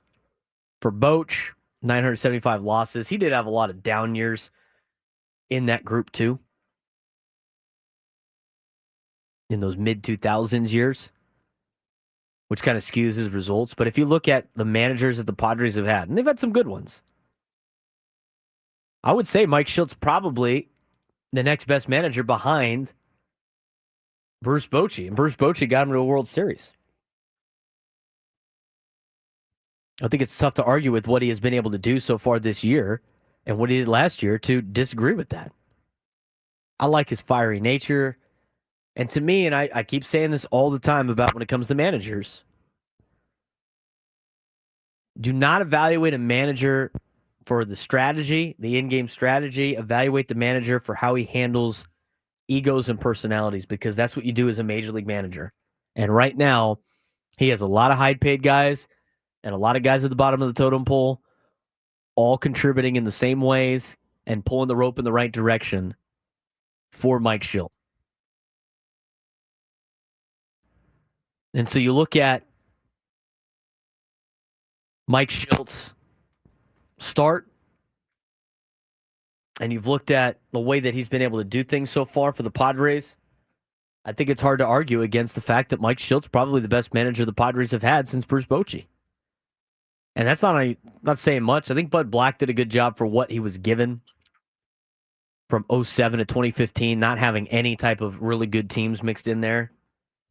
I think Bob Melvin did a fair job here in San Diego. I don't think he gets a lot of credit. I mean, he did take him to the NLCS, a place that the Padres have only been 3 times total in their career, in their history. And he did finish with a winning percentage. And I don't think a lot of people are upset that he ended up leaving to go to the Giants. But that being said, still successful manager for the Padres. But maybe they don't have the track record that you would think. But when it's all said and done, wouldn't be surprised if Mike Shildt might be the best manager for the Padres in their history when it's all said and done. That's still a lot of time left, and we'll see where this thing goes. He's only been here for a year and a little bit longer than that. But he's off to a pretty good start, and I like the way that the team rallies behind Mike Shildt. What do you think, Frank? I think this is a very good topic of conversation to bring up tomorrow, because once you start it, the phones lit up, and unfortunately we just don't have a lot of time to get to phone calls right now coming up against the end of the show.